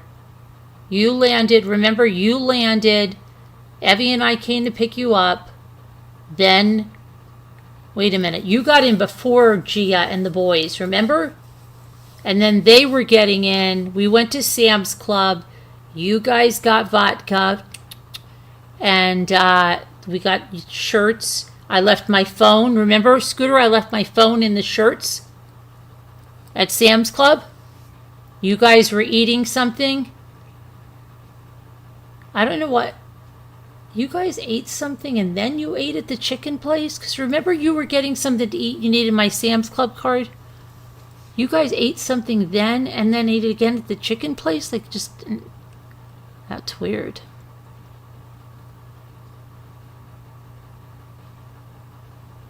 That is so weird. Okay, yeah, and that chicken place was really good. What was that called? Mr. Magoo's or something like that? And then we went to Sam's, which was nice because we hardly ever went to Charleston before, right, Scooter? We never went to Charleston. We never, went to Charleston a lot last year. Like, oh my gosh, it's crazy.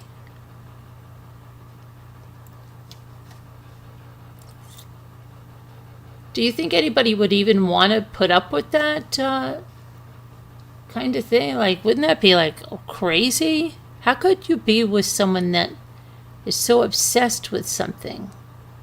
I don't know. You'd have to make a stop for that. Because that's not okay. That's like, I don't know, something's off. Like, maybe that would be good if that could happen. Maybe get somebody off a one-track runaway train.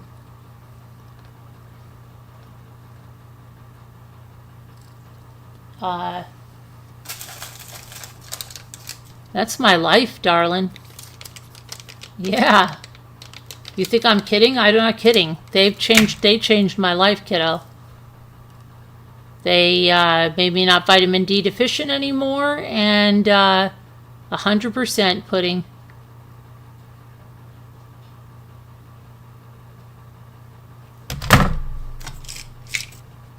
Hair and nails. Probiotic. The B. This is all in yeah. See? I'm not a faker, puddin'. I'm no faker, kiddo. They do enjoy being mean. Yeah, no, I'm pretty, if I tell you I really do believe in something, I believe it. They are the best you will ever take. And I tell you that there's every study in the world, and I don't sell them, and I don't make a dime on them, and I believe in them. Sure. I can tell you, yeah. I'd say just start even with the plain multivitamin, you know? My kids take them. I just, I've taken them for now since 2012, so how long is that? Are we 14 years?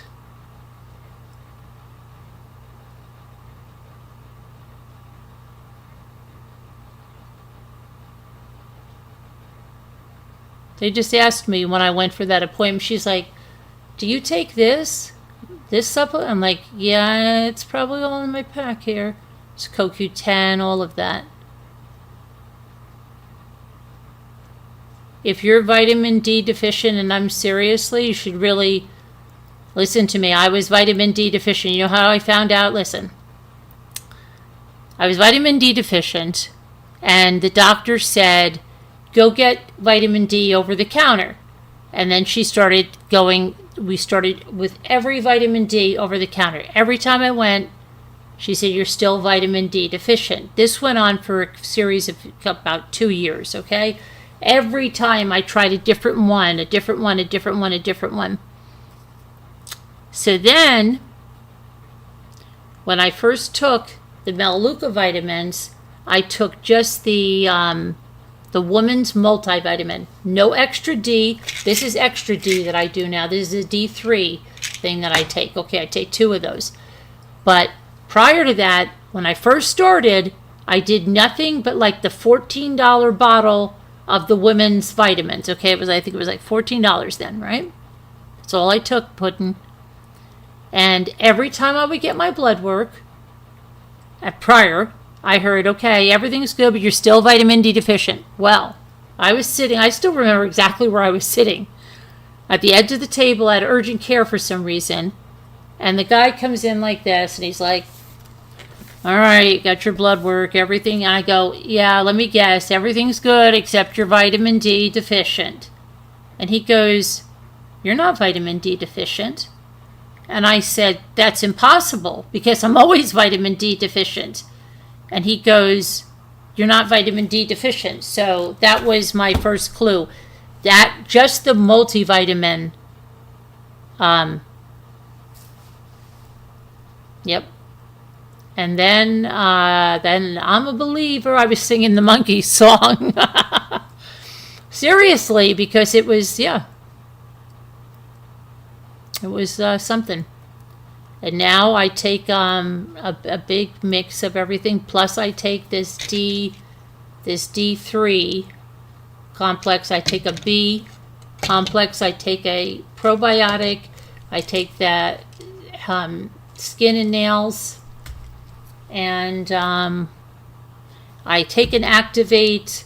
If I need it, it's like an immune booster. And I take these, which is complete health. And there is many things here, and I'll tell you what these did. These raised my good cholesterol through the freaking roof. Okay? Now my doctor says, how do you get your good cholesterol that high? And now they just found out. Did you hear what they finally, they don't look at the number of cholesterol, your total number, because if your high cholesterol is really good, it's going to make your total cholesterol high. But if the majority of that is good cholesterol, so now they've got it split. The multivitamin has, yes, some of that, and it has D, yes, but this is a D3, so I just take this because I like this too. The multivitamin, I can show you everything they have. They have that in the multivitamin. Of course, how did I get not vitamin D deficient? It does have it, but this is extra.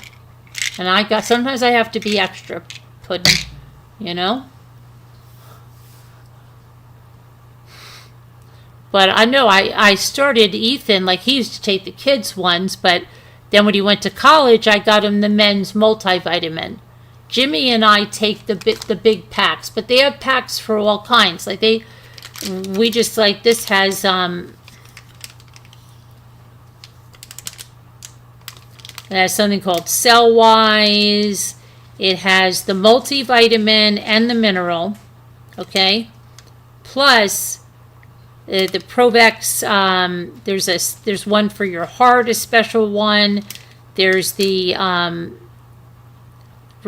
there's one like glucosamine and chondroitin in here. They have one, the CoQ10, right? The Recover AI that helps you when you're working out and everything. They have the Cold Water Omega. And this also has the Activate. You know what? This has my Activate in here. Isn't that funny? And the NutriView, it's a supplement for your eyes. But there's two of these, and then there's the Cardiel Omega. That's for your heart, and it has a lot of this stuff that grape juice has in it. But it's all of this stuff goes through multiple studies. So, yeah, you can email me. I can give you all this stuff. You can read up on it and see. But I'd say, if anything, start with the multivitamin. And if you're vitamin D deficient, then I would take the D. That's what I would say. Hi 61. How are you? How's it going?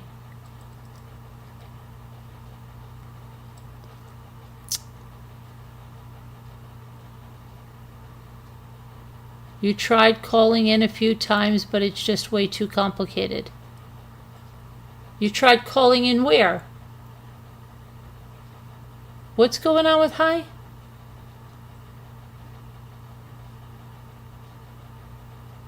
You tried calling in a few times. Calling in where? Hi? Where's Hi trying to call?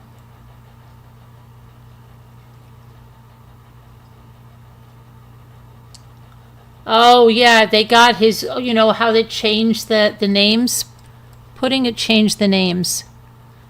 But I can't believe it's for something. That's crazy.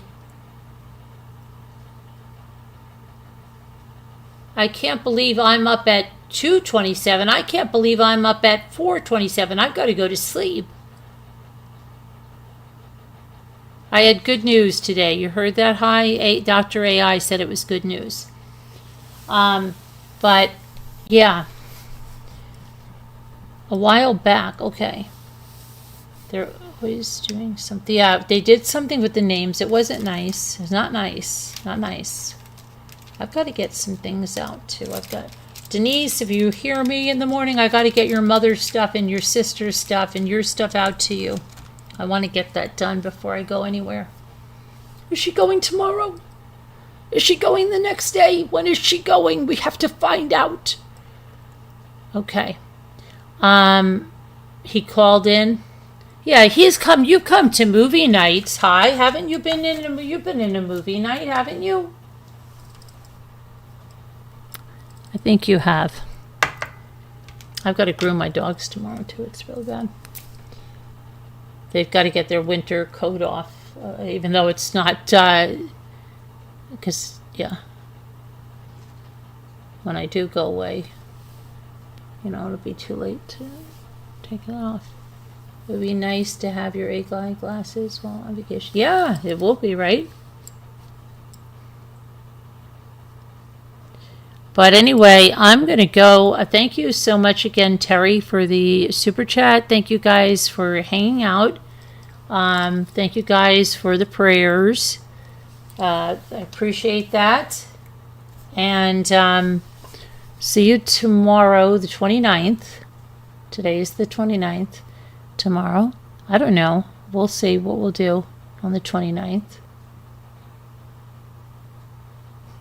Every day is going to be like... If you ever go to Edisto without Denise, oh my goodness, it's going to be real bad if I don't take Denise on there.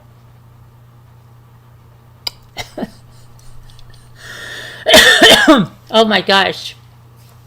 Yeah, I don't know. They're very upset. People are very upset. I guess they get very upset with my life. Sorry.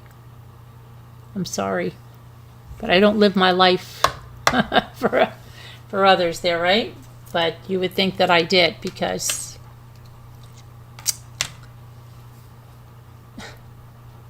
Denise is her own person.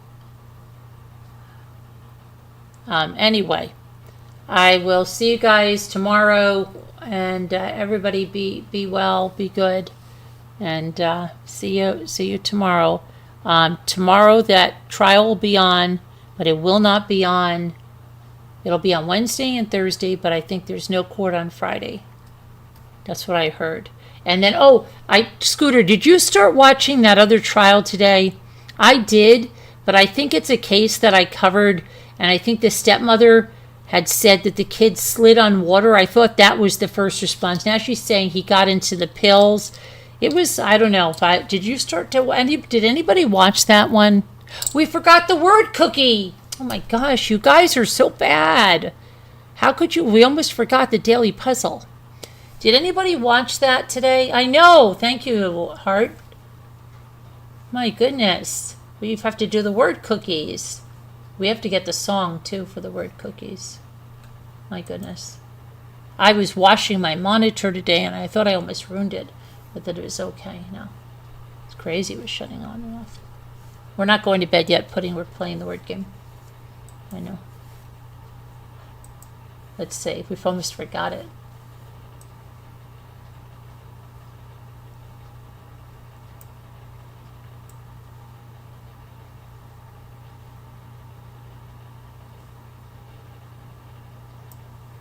No, wait.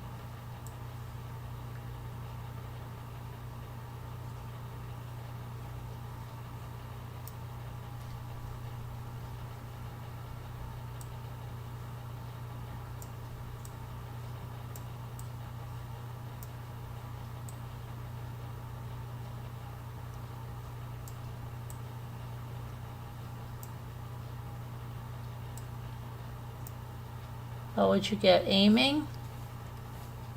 Imaging? Yeah, I got imaging, you guys. Main, yes, aiming. Okay, aiming is a different one. Aiming. Okay, gag is okay, good. How about What else did you get? Gang. A gang of onions. Okay. Gain. We have, oh, aim. Got it. Got it. Got it. What else do we have?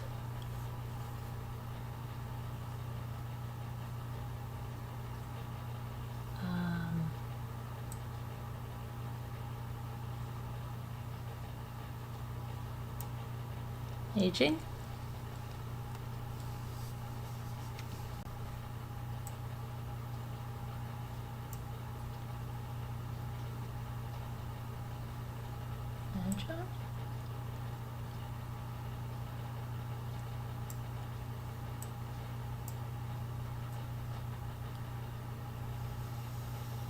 Nag. Okay. And just one more would be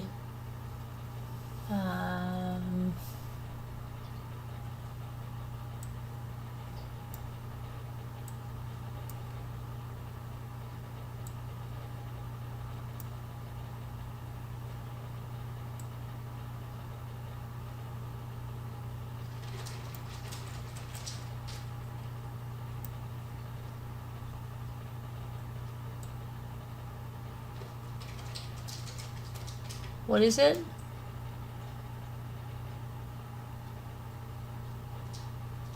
Oh, thanks, Mr. Wu.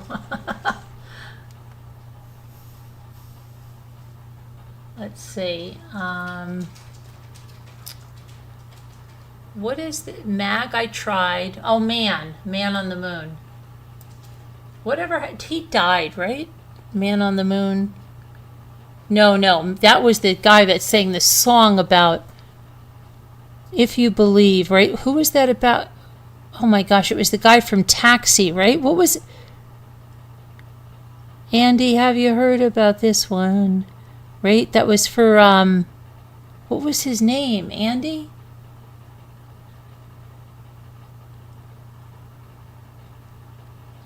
Oh my gosh. Do you believe they put a man on the... Right, but who was it about? It was about Andy Kaufman. Okay. Right. And who sang that?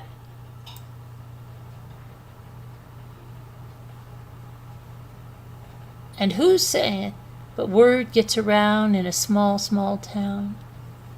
Yeah, Andy Kaufman.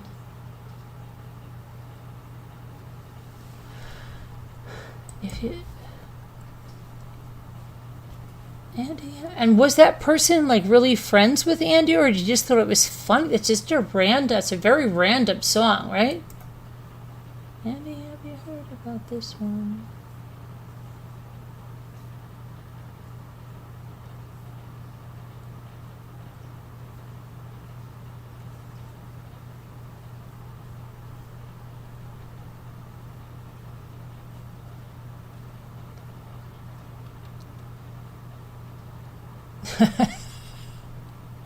Gravel? Okay.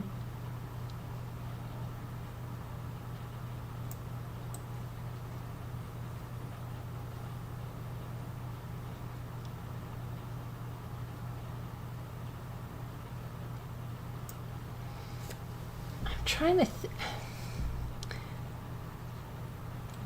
who sang that? Do you know who sings it, Heart? And Andy Kaufman died, right? It was written for the movie about his life, starring Jim Carrey. Okay, now there was a movie about Andy Kaufman's life. What was it? Was it called Man on the Moon?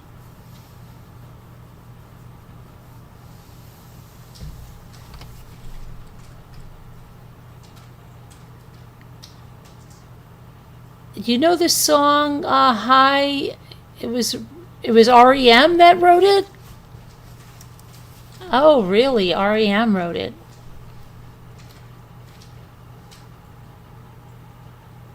Interesting.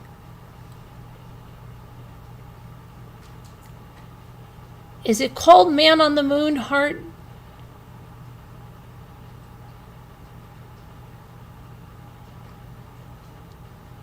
Yes, it was called Man on the Moon. And what was and the movie was Man on the Moon too, right?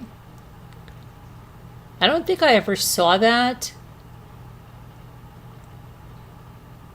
REM wrote the song. Okay. Yeah.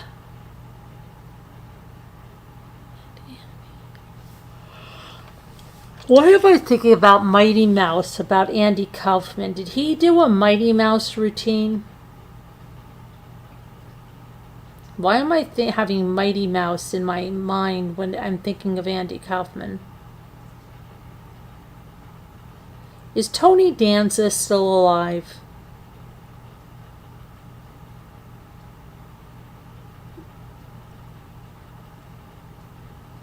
Maybe one night we should play a game like that. People should pick up somebody and then we would vote if dead or alive. Tony Danza, is he still alive? What about the father from Family Matters? Is he still alive?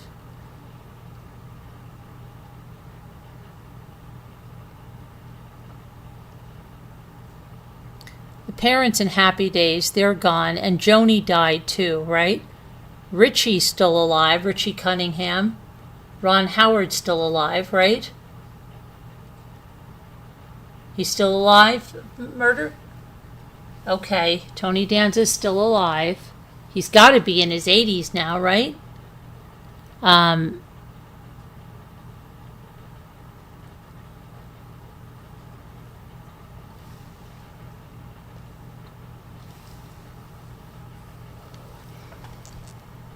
just thinking about back on like sitcoms, right? Tim Allen is still alive. Is Tim Allen's wife in from Tool Time? I don't even. What has she ever been in after that? Andy loves singing the Mighty Mouse theme. Okay, see, some of the stuff, it's all coming back to me now. Okay, coming back to me now. Interesting.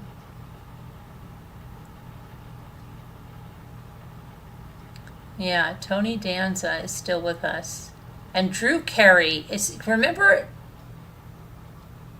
do you remember that's how that whole thing started with Drew Carey from The Price is Right after Bob Barker, but, and the other guy, the other really big guy, not John Candy, Louis Anderson. I kept saying, Louis Anderson died when I first started going live. And everybody was like, no, Louis Anderson is alive. And I'm like, no, I know that he died. And then it was like the Drew Carey. But was Louis Anderson, oh my gosh. Was Louis Anderson on The Price is Right first? And then right after I said that, I think Louis Anderson died. But do you remember the day that Scooter said, I remember we were driving in the car and she said something like, Betty White died. And I said, oh my gosh, Scooter. And she goes, oh no, I'm wrong. And then Betty White died the next day. Do you remember that? I missed the Red Green show. Stupid but fun. I forget, what was the wacko show that Ethan, I used to watch with Ethan when he was a little kid. It was like on, and it wasn't the Wiggles, it was some wacko show, and they actually had a character that looked like something obscene. It was not the Teletubbies. It was, yeah, she did that, Mr. It was not the Teletubbies. They had like a boom box. They were, oh my gosh. I don't remember what it was. Louis Anderson was on Family Feud. He's dead? Louis Anderson is dead? What about Drew Carey? He's dead too? Is The Price is Right still on the air? Bro died in Las Vegas. Okay. Yeah, but I had thought he was already gone.